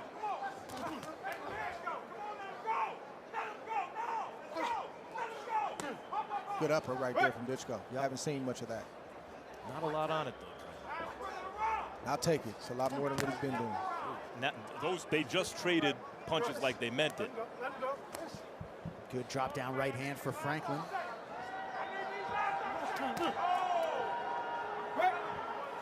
See, right there, Franklin's inside, and he's reaching around with his right hand and hugging him when both hands need to be moving to the body.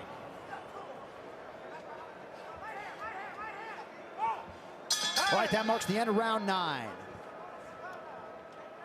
Trying to cock that right hand, that ain't no good. He countered off of you trying to cock that right hand.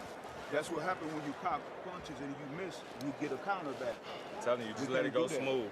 When you let it go smooth, it's going to be quicker, it's going to be effective. All we need is straight punches down the pipe. Straight 1-2 ones. This is the last round. We need to knock this guy out. I'm going to be bluntly honest with you. We behind. We behind in this fight right here. Look him in his eyes. We need to stop this guy, Jermaine. We need to stop him.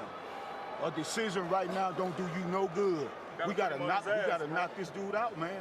We gotta really go in there and stop him. And the only way you're gonna do it if you put your hands together. Trying to set him up for one punch ain't gonna do it. You gotta put them hands together, okay? You gotta suck up. You got 1 round to knock this dude out. That's the assignment. That's what you need to go out there and do. Okay? Let's work. Come on. Tighten up. Yo, damn, bro. Jason Statham with us here tonight for Canelo versus Crawford live on Netflix. And he has since made his way to our position ringside. Just shared a moment with His Excellency Turki Al-Sheikh. Here we go, round 10. Ivan Ditchko, Jermaine Franklin Jr. One way in which this fight has held a pattern on this card so far is whoever you think the A side is. These are, if they're not 50-50, they're 60-40 type fights. And this one at closing time, essentially a pick 'em in the sports books. Good combination by Franklin.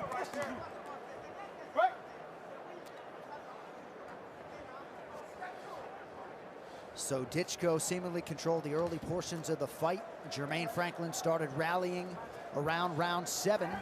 Seemingly anybody's fight with a couple minutes to go.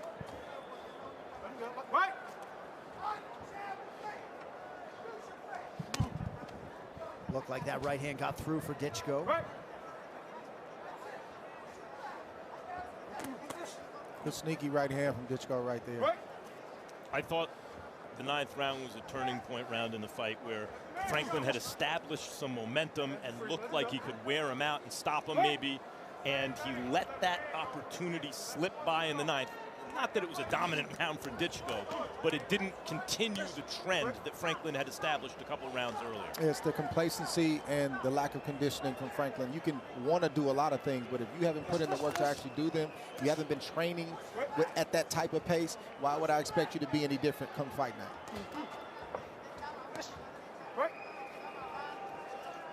Ditchko has been the busier party, throwing about 85 more strikes.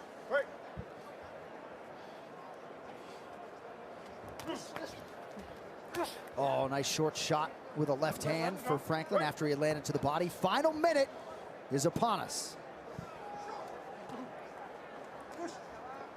Used to hate getting hit with those little short shots inside. Not as much as these guys hate it. I think you're right.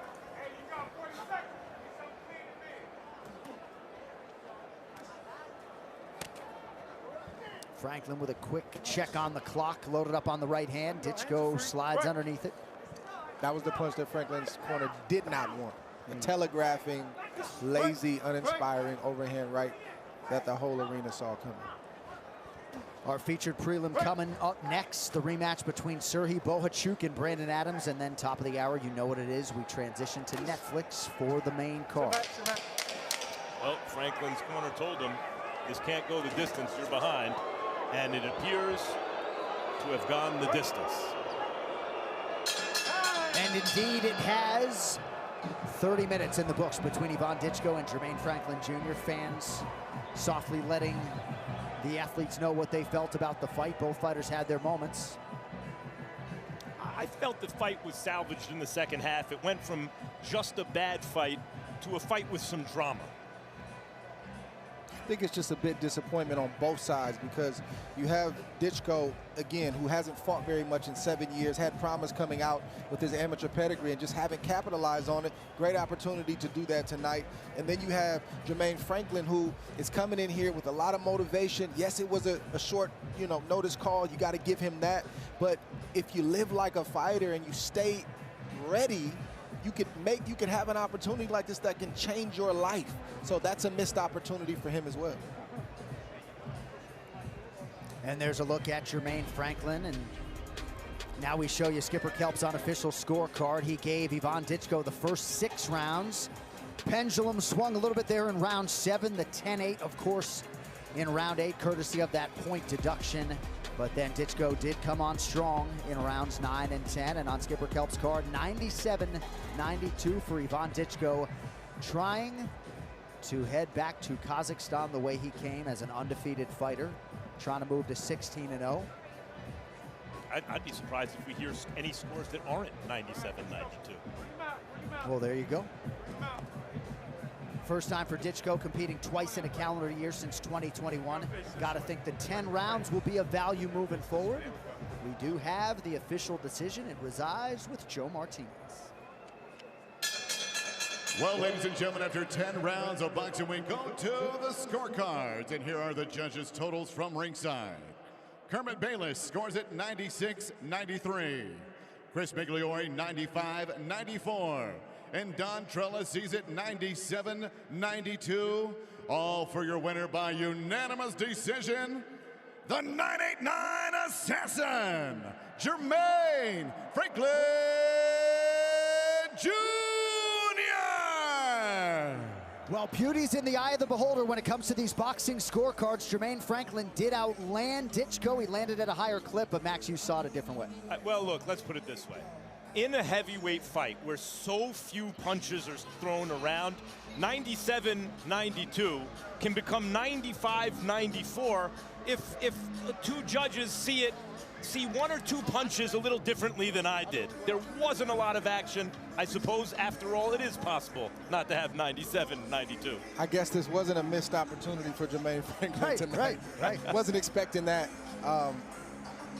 As we've been saying all night, it wasn't a huge, a lot of action, but, I just feel like I don't see how Franklin won this fight.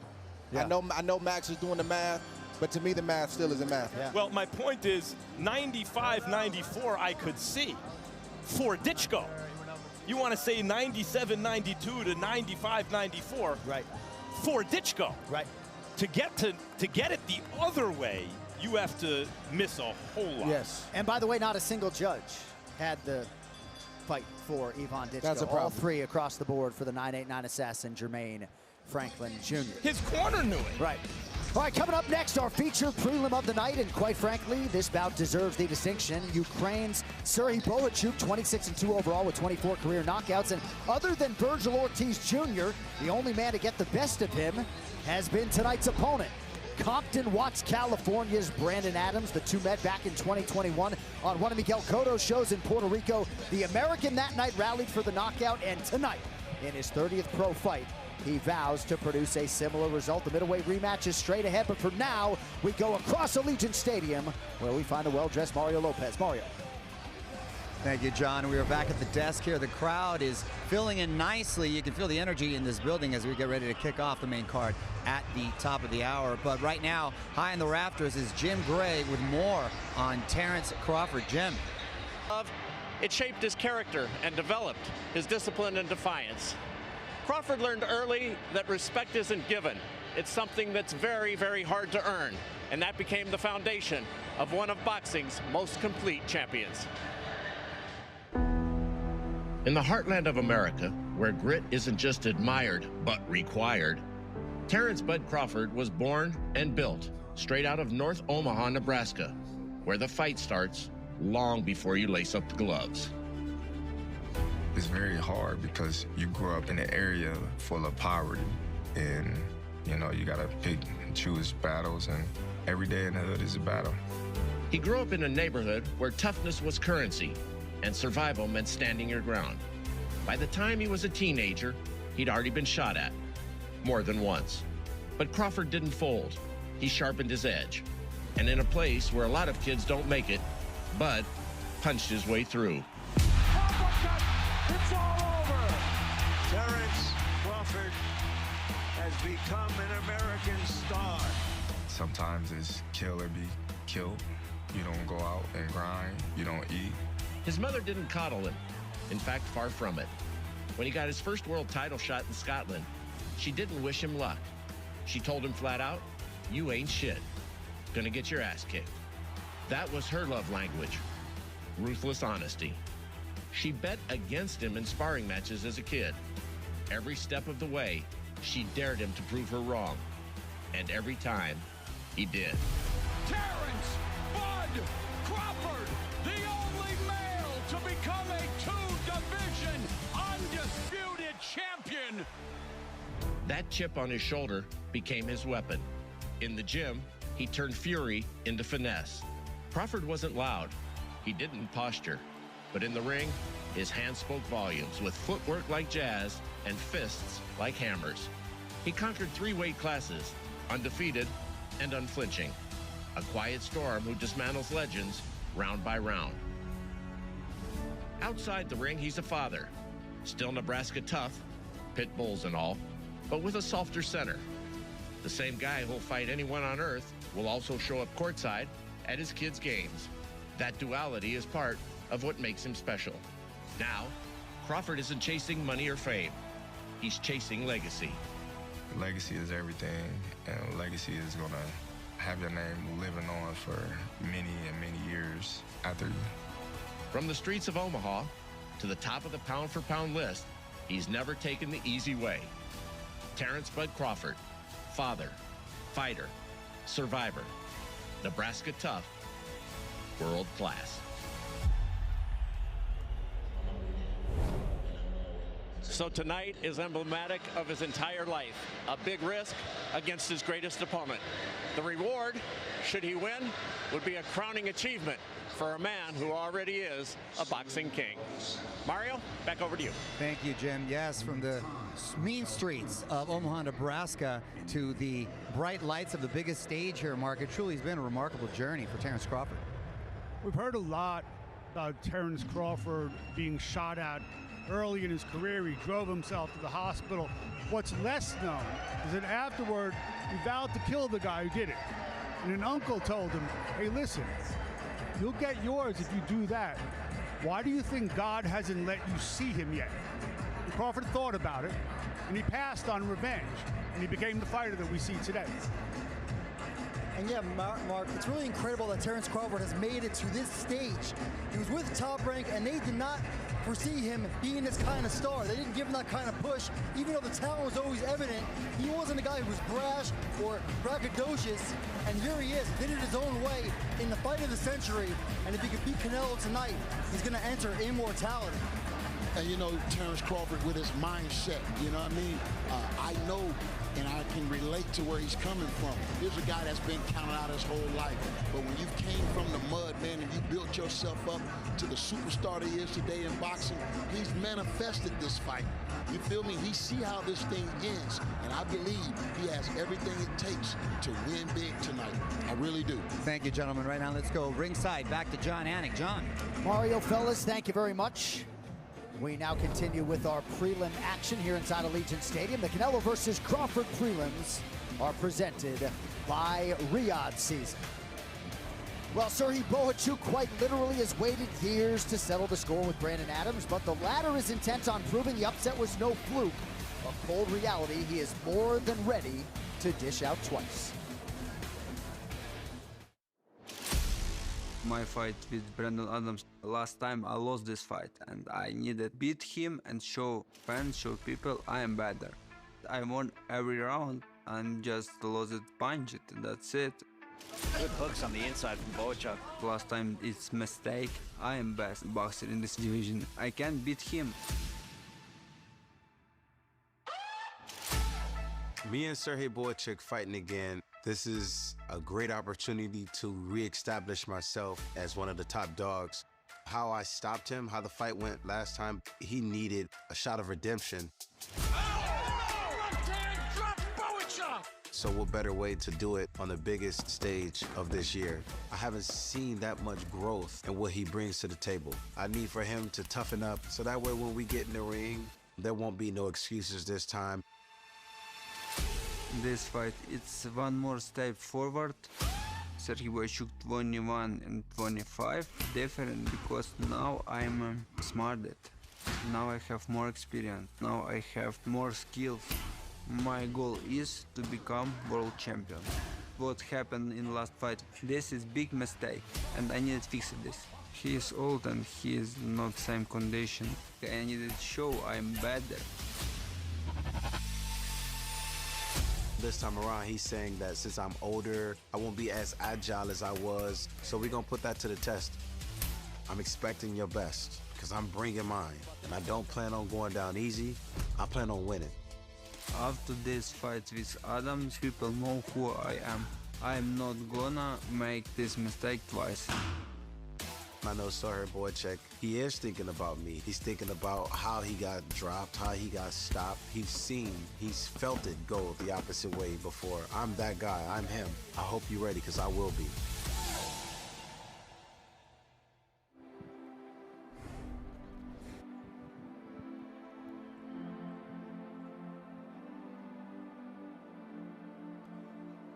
Well, the magnitude of this opportunity certainly is not lost on Brandon the Cannon Adams, making his Las Vegas debut in his 30th pro fight. The great Mark Kriegel, I don't have to tell you that this man has been brought in by elite fighters as sparring partner in the past, but tonight the focus is on BA, and he believes he can beat Bohachuk a second time. At 36, Brandon Adams has a too familiar career arc. Promotional problems, long periods of inactivity, disputed decisions. 4 of the last 6 guys he fought were undefeated, but he also has a signature win 4 years ago against Sergey Bohachuk. Tonight he has a chance in front of an international audience to show it wasn't a fluke, what might have been and what might still be. Brandon Adams hasn't had the kind of high-profile fights and wins that Bohachuk has had since their first fight. So there's a sense that he won the first one, not on a fluke, but because Bohachuk made mistakes. Because Bohachuk wasn't the fighter then that he is now. We don't know that. Bohachuk was chasing him all over the ring. He was doing some very good things in that fight, but Brandon Adams, who can fight, was countering him, and little by little, as it turned out, wearing him out, and he knocked him out. He stopped him. It's going to have to be a much better Bohachuk to win tonight. And Bohachuk acutely aware of that fact. Adams didn't fight for 3 years thereafter due to promotional issues. Big one in front of him tonight.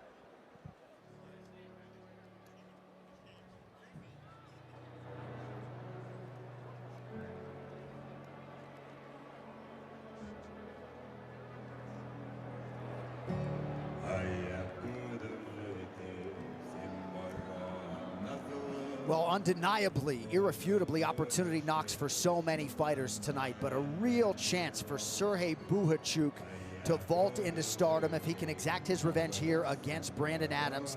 A lot of talking heads in the boxing world are wicked high on this guy. He's 26-2. He's got a lot of momentum coming in here tonight. Let's check in with the Magic Man, Antonio Tarver. Your thoughts on Sergey Bohachuk coming in here to Vegas tonight, my man? I love Sergey Bohachuk. He's a Ukrainian, and we know they make great champions over there. Usyk, Lomo. He needs to really be motivated and inspired by his countrymen tonight. I like the fact that he's facing a guy that stopped him.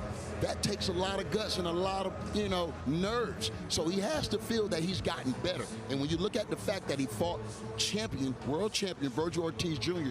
to a majority decision, that could give him some confidence tonight to be victorious over a guy that beat him once before. And that's the thing. In boxing, you look to see what does a guy do after a fight to gauge the quality of the fighter. Well, since the Bohachuk fight, Virgil Ortiz handled Madrimov much easier, it seems, than Terence Crawford did. And a lot of people are looking at Virgil Ortiz as the best junior middleweight in the world, and a lot of people think Bohachuk beat Virgil Ortiz. So his stock has risen. but styles make fights. Virgil Ortiz was there to be hit, and Brandon Adams is going to try not to be so much. Yeah, that was an absolute classic last year between Virgil Ortiz Jr. and Serhii Bohachuk, and now he gets his opportunity to get a win against Brandon Adams, who beat him back in 2021. As we show you the tail of the tape, Adams his senior by 6 years.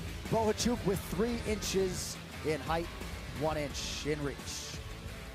All right, now for the introductions for our featured prelim of the night, here is Joe Martinez.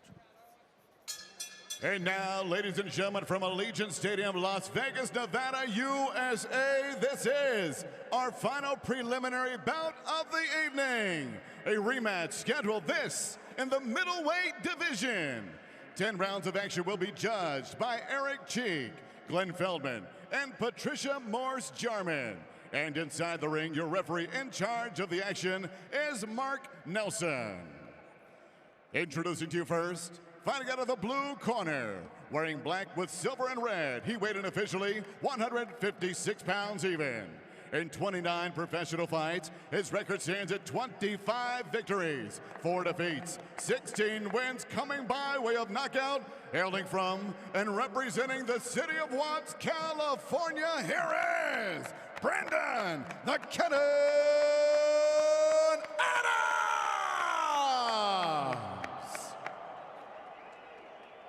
And across the ring stands his opponent, fighting out of the red corner, wearing white with blue and gold. He weighed in also 156 pounds even.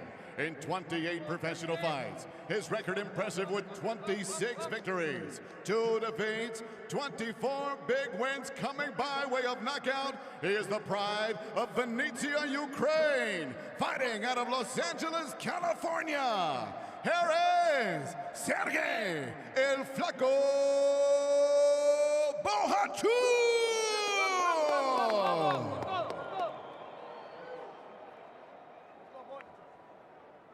Chief, seconds only.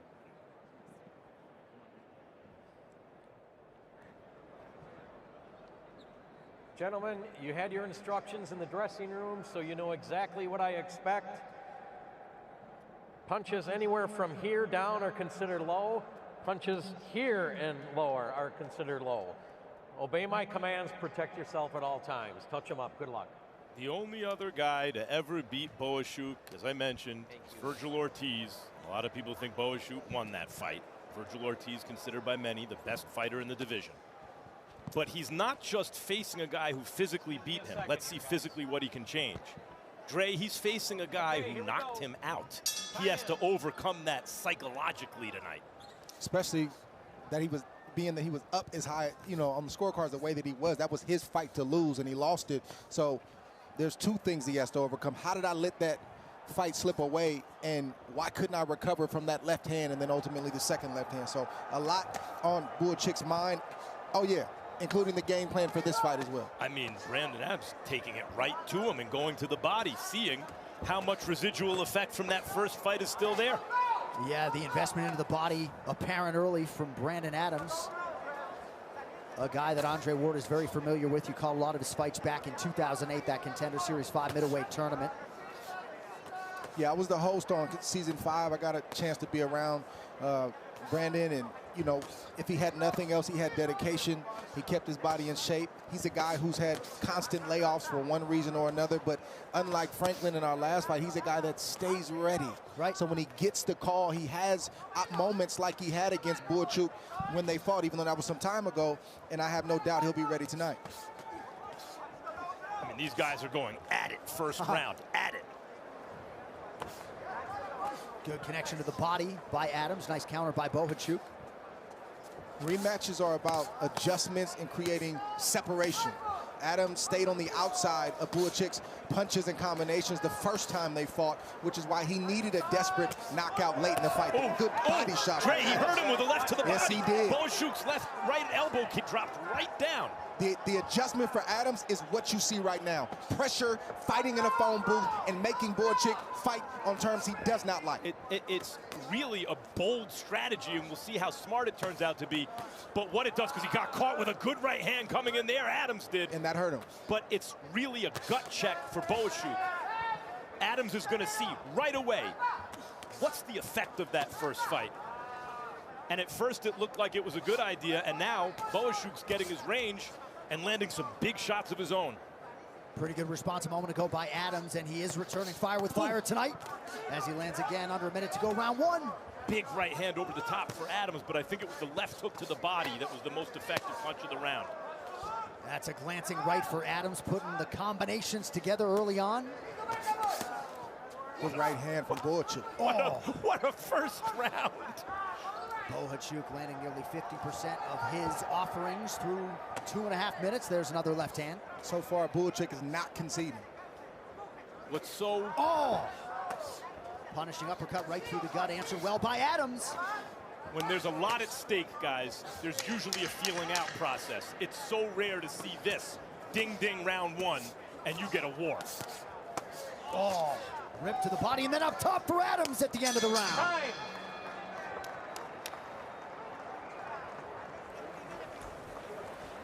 Okay. Okay, how do you feel? You feel his power? Yeah? Normal? This nasty left hook to the body from Brandon Adams. You can land any headshot you want to. Don't hit me with that. And he landed that on the left side and the right side of the body, like we see right here, scraping lefts and rights, and big shots also to the head. Credit to Bohachuk for not conceding, not giving in, and at least try to give as much as he got. Trey, for not going down. For not going down from that when shot. When he gives you distance, back to the 1-2. Inside, sneeze den corpus, nero, Dashita. After every combination, bring your hands back up. Offense, defense, position to attack, position to defend. Let's go, boys. Right, stay low, okay? Oh, shit. Hey, right here. Back up, over here. Famed trainer Manny Robles, chief in the corner of Serhiy Bohachuk, here tonight in Las Vegas, round two. So that was brutal first round. See the left and right side of Bohachuk reddened by the body shots of Brandon Adams. Bohachuk has not done anything to convince Adams that he needs to fight like he did in the first fight from the outside.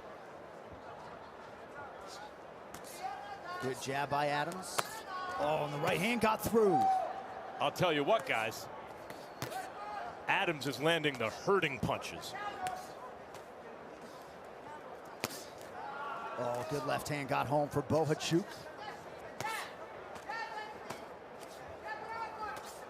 Short uppercut is there for Adams. Nice counter by Bohachuk.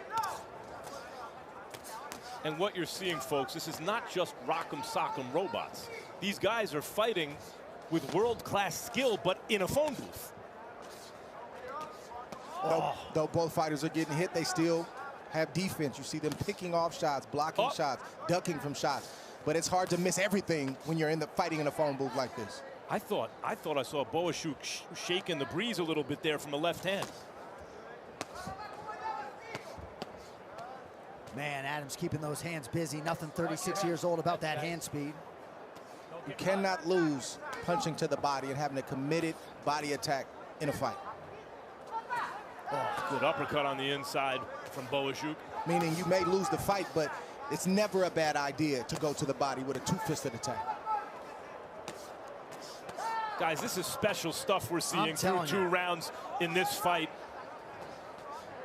Another uppercut from Bohachuk. You wish 67,000 were already here to witness this. Just over a minute to go, round two.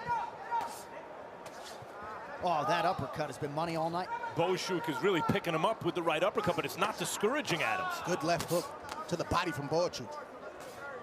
So you can do it, I can do it too. Right Adams said, are you sure? Bohachuk is not giving him the same look on his right flank. Andre, like the left hook to the body that was available for Adams to land that cleanly, Bohachuk's not giving it to him again. Nor should he. If he wants to land it, he's going to have to exchange with Bohachuk when Bohachuk goes upstairs with the right hand. The best way to discourage a fighter from hitting you to the body is to hit him to the body, and that's what Bohachuk is doing right now. Not sure Adams is discouraged, though. But and Adams is catching him on his elbows and arms. Oh, tremendous output on both sides. Nice combination for Adams. Oh, Bohachuk with a left hand. The bell here. Time. Wow. Wow. Beautiful. What's up? Look, B, continue to be patient with them, okay?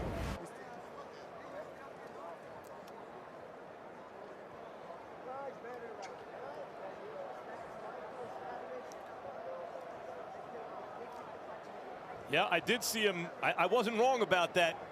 Adams kind of waved Bohachuk in the breeze with, it looked like a jab.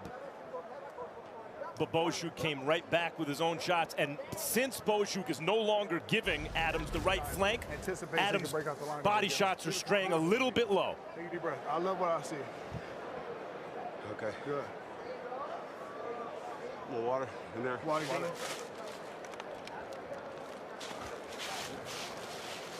My bad, bro.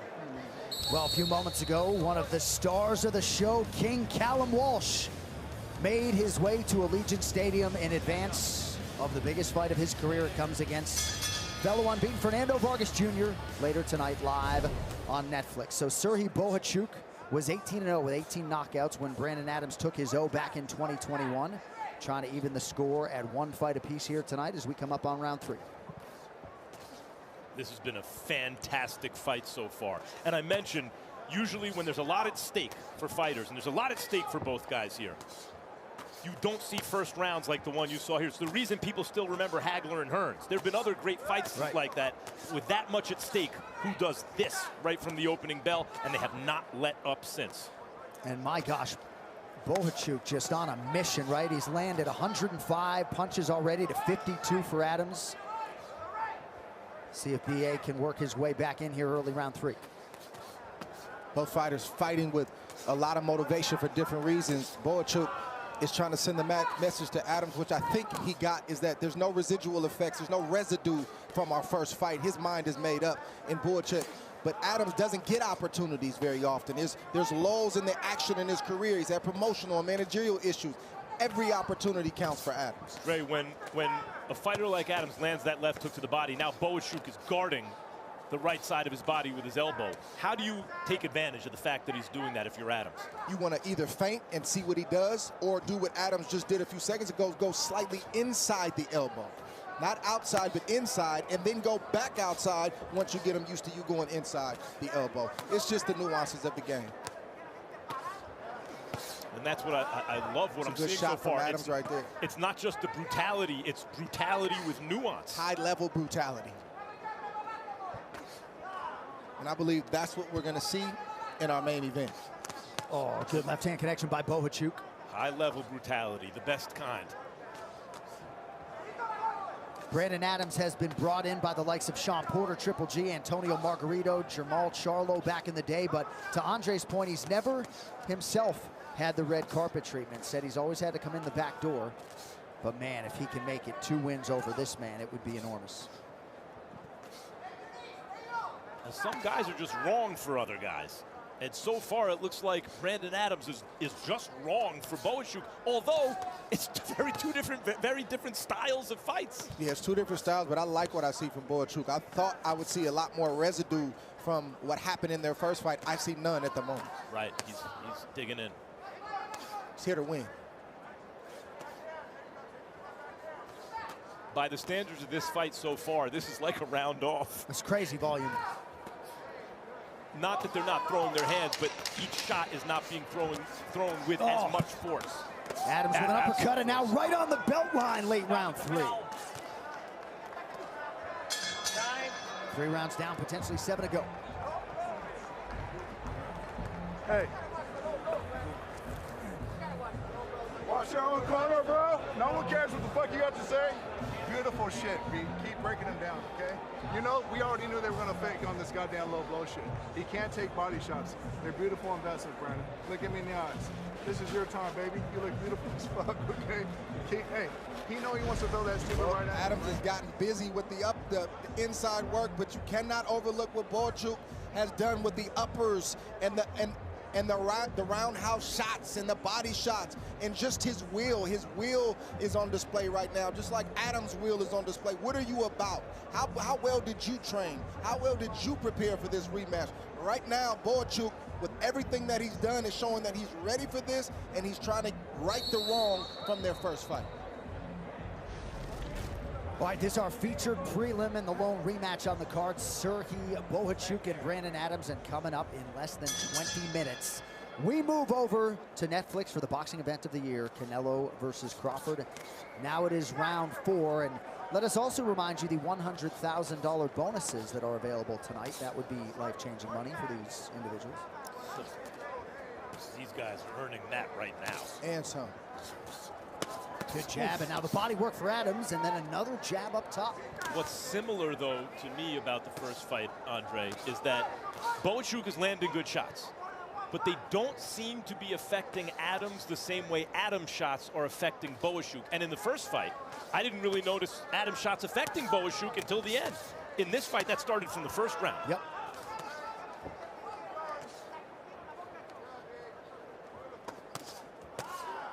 Adams doing nice little defensive work in there. Yep. Spinning out at times after he lands a shot, taking away the left hook with that tight right guard.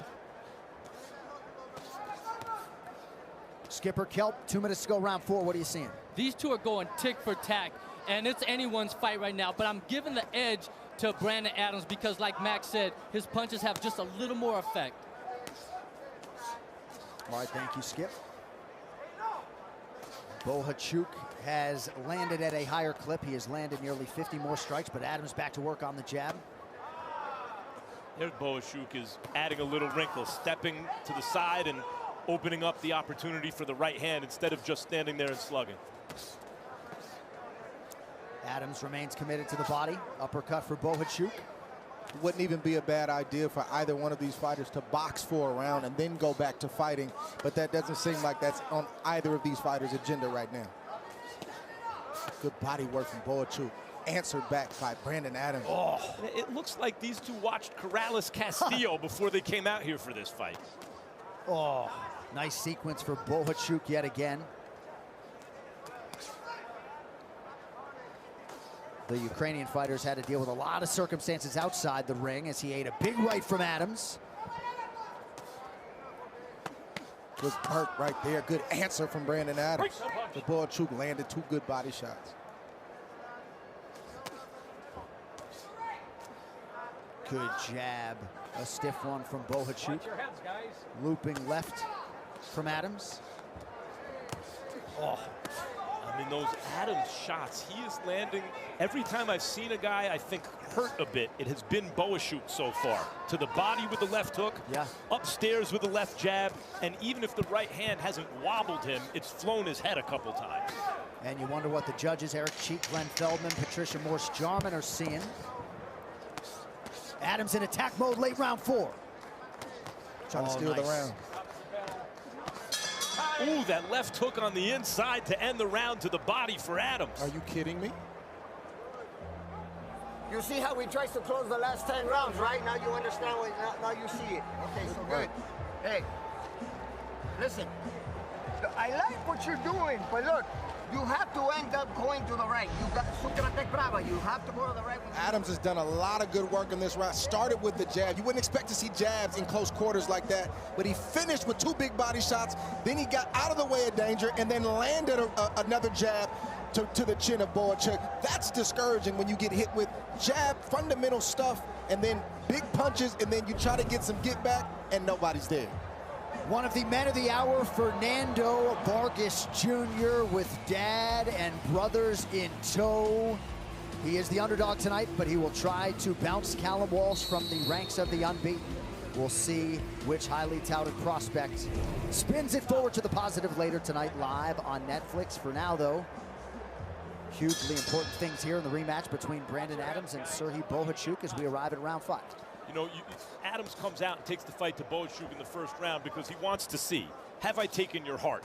Are you fully recovered? And Bohachuk answered, no, you haven't. But since then, if there's any wilting in either fighter, if that's the case, it seems to me it's Bohachuk with a little more give. And it's not because he's been psychologically damaged. Right. It's physically what Adams is doing to him in this fight. Yeah, it's not heart nor will. Oh, man. Part of that combination got through for Bohachuk. Interesting to see him offer up that wry smile towards the end of round 4. He enjoys his job for sure. Fellas, I'm not sure if I see any back down or give even the slightest bit in Bohachuk. It's not back down like he doesn't want it. It's that he's the one who's been shooken up by shots. Oh, beautiful double up on the left hand by Adams. That got Bohachuk's attention. Yeah, but then he answers like that. Because the spirit is willing, but the flesh can only take so much. But right now, he's taking it. taking it. I'm just saying where the flesh is giving a little bit, it seems to me it's Bohachuk's.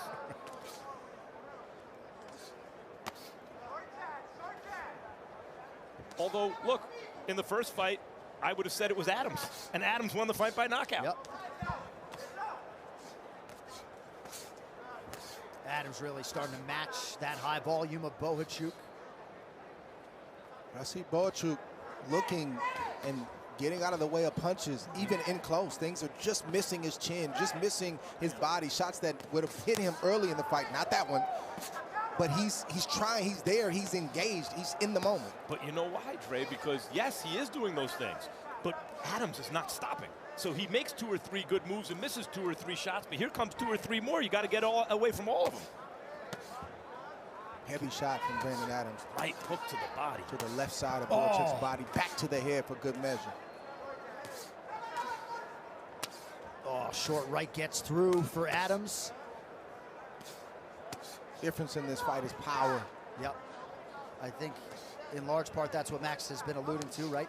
Yeah, it's whatever it is about the Brandon, what he brings to Bohachuk is wrong for Bohachuk. And it's a lot of fight to be fought in this fight. No We're only question. halfway through. No question. I mentioned Corrales Castillo just when it looked like Castillo was going to win by knockout. Corrales did, and this has some kind of semblance of that.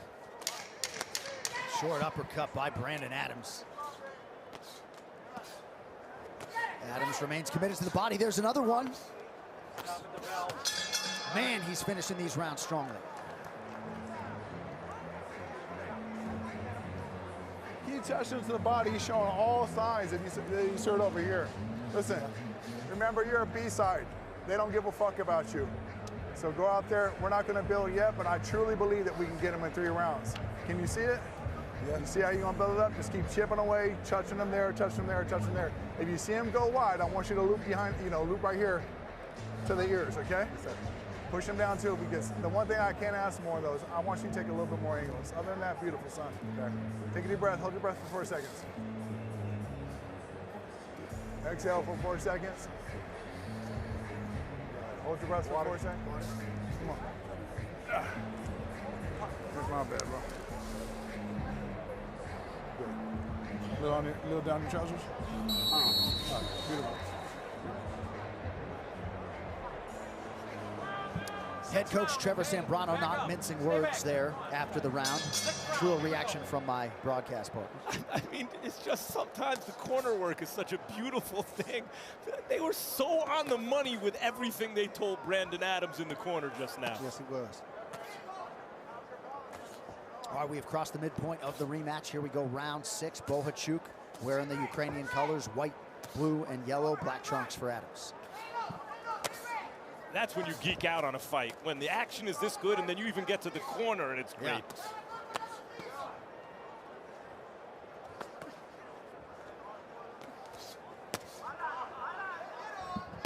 Oh, that shot hurt. Yeah.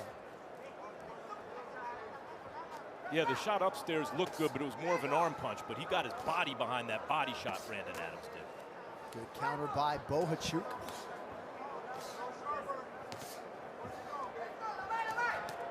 That's how you know Bohachuk's mind is made up, because if it's not, he doesn't take a lot of these shots that he's taking. Right. I mean, there's the competitive spirit of both these guys is so obvious. Right hand got through the middle for Bohachuk. Yes, he did. Just look at where Bohachuk's elbows are now compared to the first round. He does not want those body shots. I mean, these guys have had their foot on the gas from moment one of this fight. That was Bohachuk's best shot in a while, that left hook upstairs. Short to the point. Yeah, Brandon Adams' corner wanted to remind him, you're the B-side. So those that are at home that don't know what that means, you're not supposed to win. You're not the guy. So they'll give us nothing. And he's urging his pupil to keep pressing on the gas. Let me tell you something. In this new world of boxing that we are entering with this card, I don't know about the A side and B side anymore, guys. The B side looks live to me. B side just won the last fight in a fight I thought he lost. Right. On all 3 cards. Under a minute here to go round 6. And that wasn't the first B side that won tonight. Right.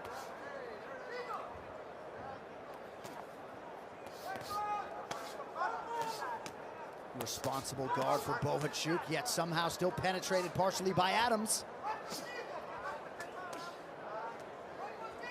They've slowed it up a little bit, still throwing punches like they mean it, but I mean, this pace has been just absurd. Motrin in the morning. Boy's going to be sore. Adams lands the right hand on the inside. See how Bohachuk tried to make a move. Adams held his left glove with his right arm and followed him and was thinking about throwing that left hook. There's no let up. Some pretty consequential shots being landed here late in the round by Bohachuk, and Adams immediately answers. Oh! Cracking right hand late in the round by Adams. It's a lot of offense to call.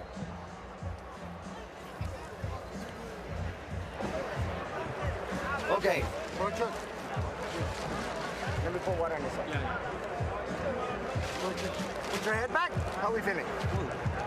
Look, Bohachuk, you're landing. He's looking to land punches over your head, so you got to be able to step under, right? And when you try to push him back, and when you generate space, come back to the jab. Come back to the 1-2, son. Okay. You understand? Right? You're gonna get him. You got both your left side and your right side. The big thing, look at me, B. The big thing is please do it when you got your balance. Okay, beautiful. Keep stepping with him like that. I'm good. A little water while the mouthpiece in my mouth.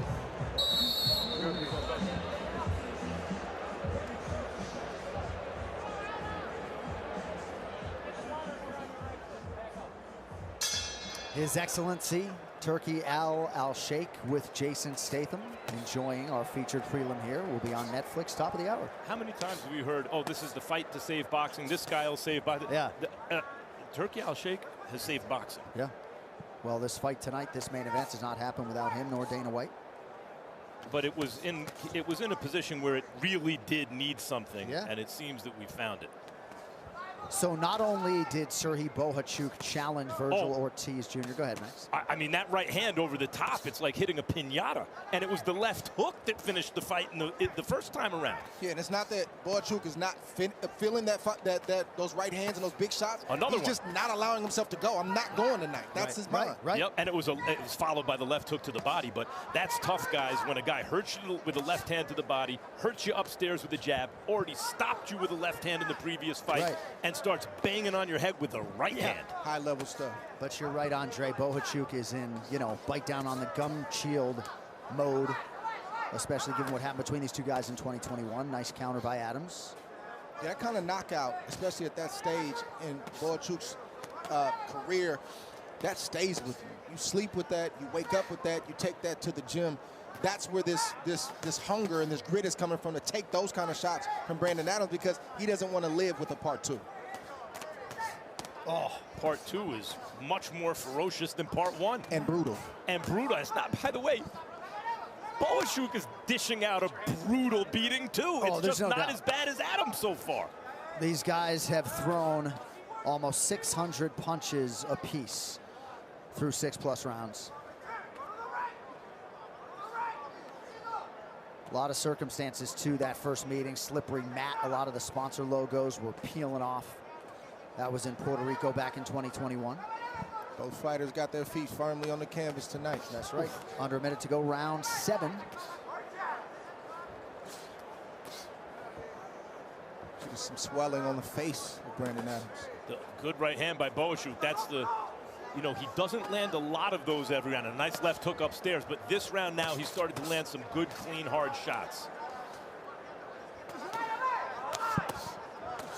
Oh, that's about 5 or 6 for Bohachuk in the last 30 seconds.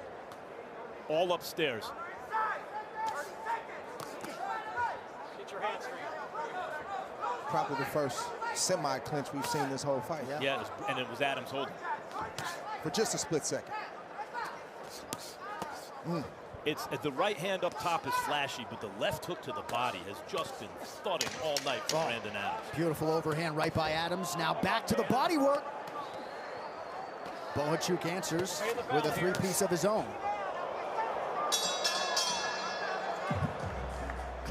What can you do except tip your cap to these guys?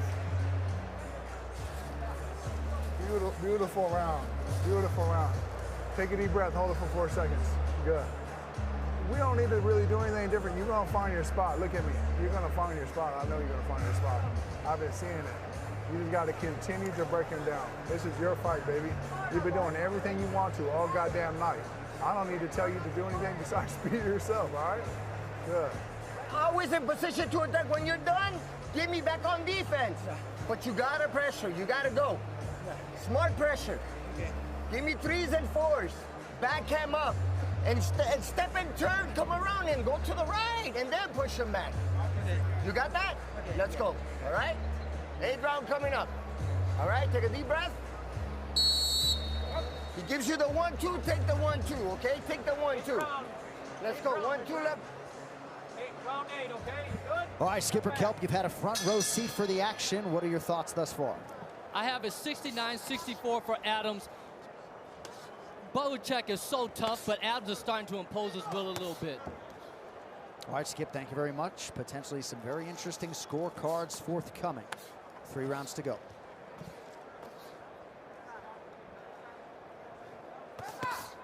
Adams' corner very happy. Bohachuk's corner very urgent. Yep.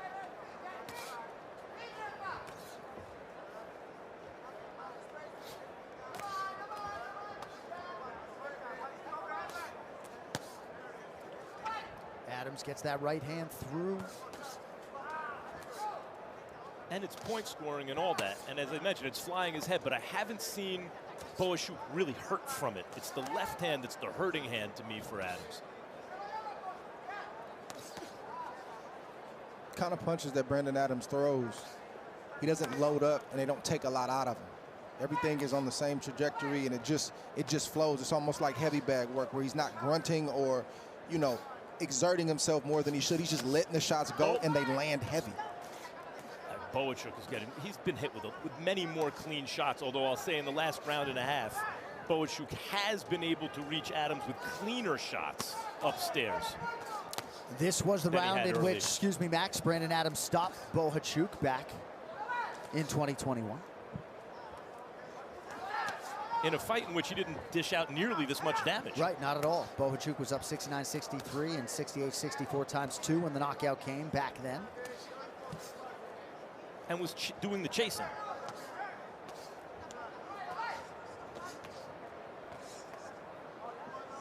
Safe to say both of these fighters are in outstanding shape to put forth this type of offensive Yes, sir, you better be. Now, Adams, to me, looks like he's setting something up here with the way he's kind of throwing these short punches, Dre, without a lot on them, like trying to get Bohachuk used to a certain speed and rhythm. And it makes me think he's got something planned. Yeah, I think it's the overhand right. The shot he's been landing, but he wants to land it right and land it harder than he has thus far. If I can rock you to sleep with this cadence, then I hit you with a shot that shocks you. There's the big left hook. Touch. And he may not, Brandon Adams may not be looking for any particular shot. He may just be looking for a shot to open up, and he'll take it.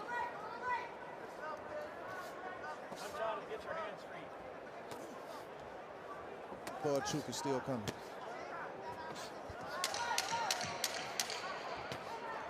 Adams gets that right hand home over the top late in the round. Now to the body. Oh, and a late left hook for Adams. Bohachuk has some chin. Bohachuk said, "You're not gonna get me twice in this 8th round. I don't care what you hit me with." Hold the breath for 4 seconds.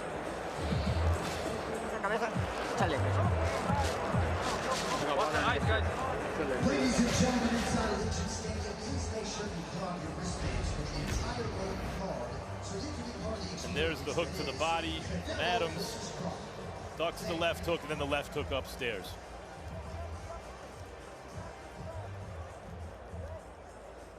And remember, in the first fight, it didn't look like a particularly devastating left hook that started the knockout. Put them together. You understand? Put your combinations together, right? And work the combinations that look to step and turn and then jump on his ass. Okay. You understand? Every now and then, generate a little bit of space. Take a step back and pick him up with your right uppercut. Okay? Let's go. 2 rounds left.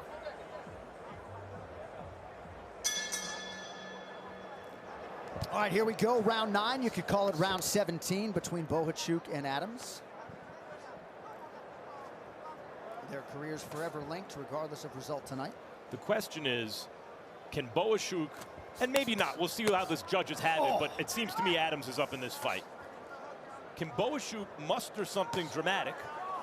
By the way, he dropped Virgil Ortiz twice. This is round 17. No knockdowns against Adams. Right. Nothing even close. Dropped Ortiz in round 1 and round 8 of their fight last year. Body shot lands for Adams. Oh! That's the shot we were just talking about a round and a half ago. Touch, touch, touch, touch, and then all of a sudden, throw it like you mean it. Bohachuk still not going. This fight had all the makings of a knockout fight, one way or another, from the opening bell. And both guys are still here in the 9th round.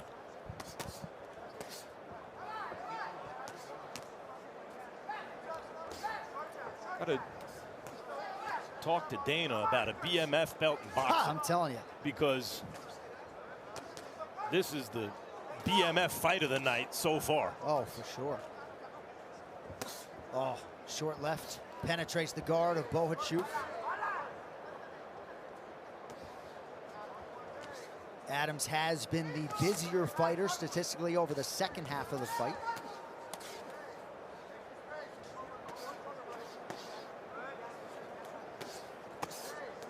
You know, Max Holloway is loving this fight right now. Oh, yeah. No man has landed more strikes in a UFC fight than Max. Oh. And is willing to lay it all out there every time, just like these two guys are doing right now. Seems like Bohachuk's offense is a little bit labored now in round 9, under a minute to go. Still throwing, but not as much snap on it.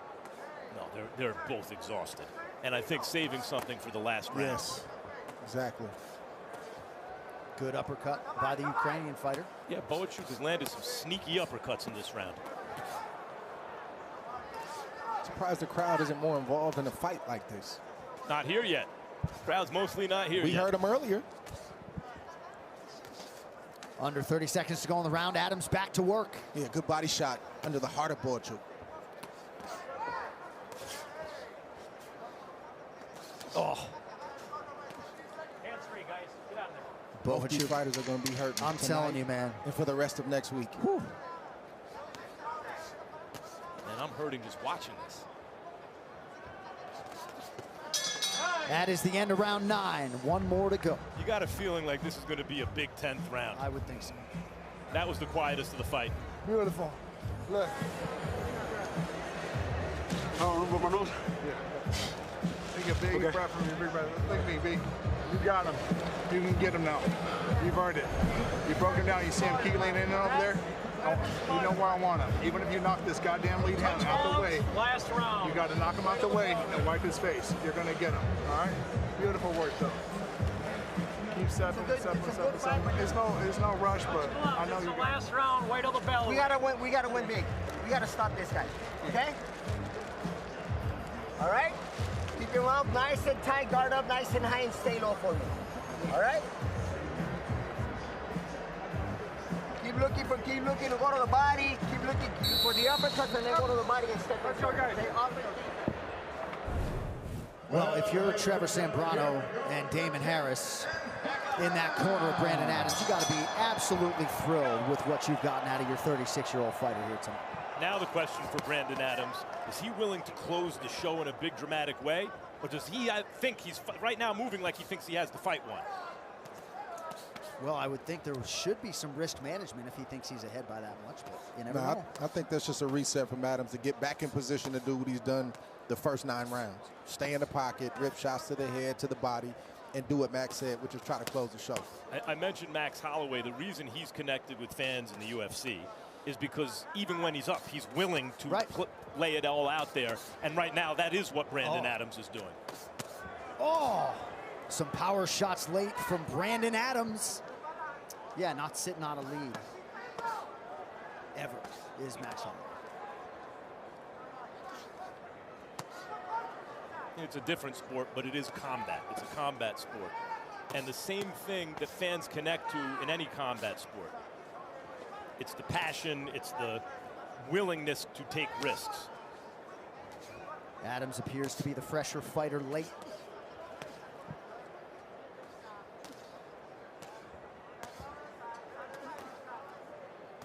You know, unless you talk about the most sublime boxers, that's also a beautiful thing to watch in boxing. It's just that this ain't these guys.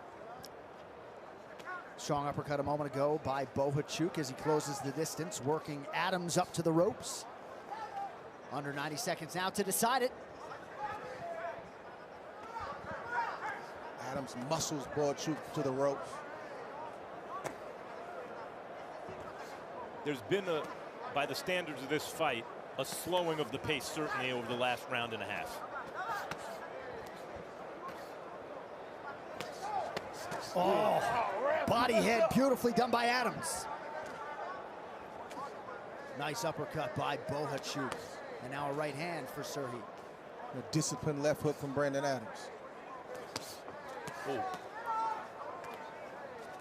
The right hand from Adams, I thought, may have shaken Bohachuk up just then. Oh, beautiful combination by Adams. Some of those shots blocked, most got through. Oh, a couple nice right hands, and now a left from Bohachuk. Back and forth we go.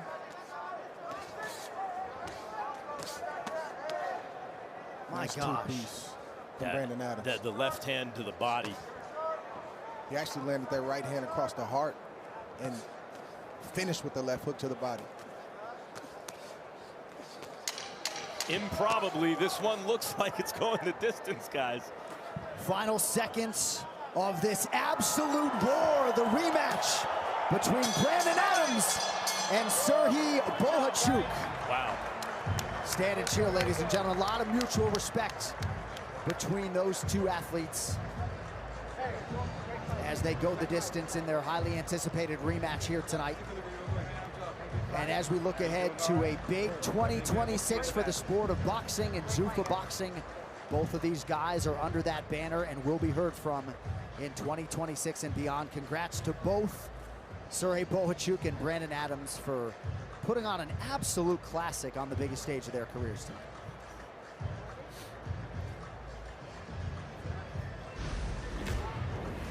We knew there was going to be violence in this fight, but we didn't know it was going to quite be like this. Early on, Brandon Adams let Bohachuk know that I'm going to check your temperature and see if the first fight is still there, if there's still residual effects of that knockout. And Bohachuk, for most of the fight, answered just as much as Brandon Adams, but Adams, as the fight progressed midway and late, just created enough separation where he landed the better shots and the harder shots and punched a lot more. And in that last round, Brandon Adams put himself in a position to possibly stop Bohachuk. And that's what you want with rematches. You want adjustments and separation. I think Adams had enough separations in this fight. All right, with that, the official decision is in. Here is Joe Martinez.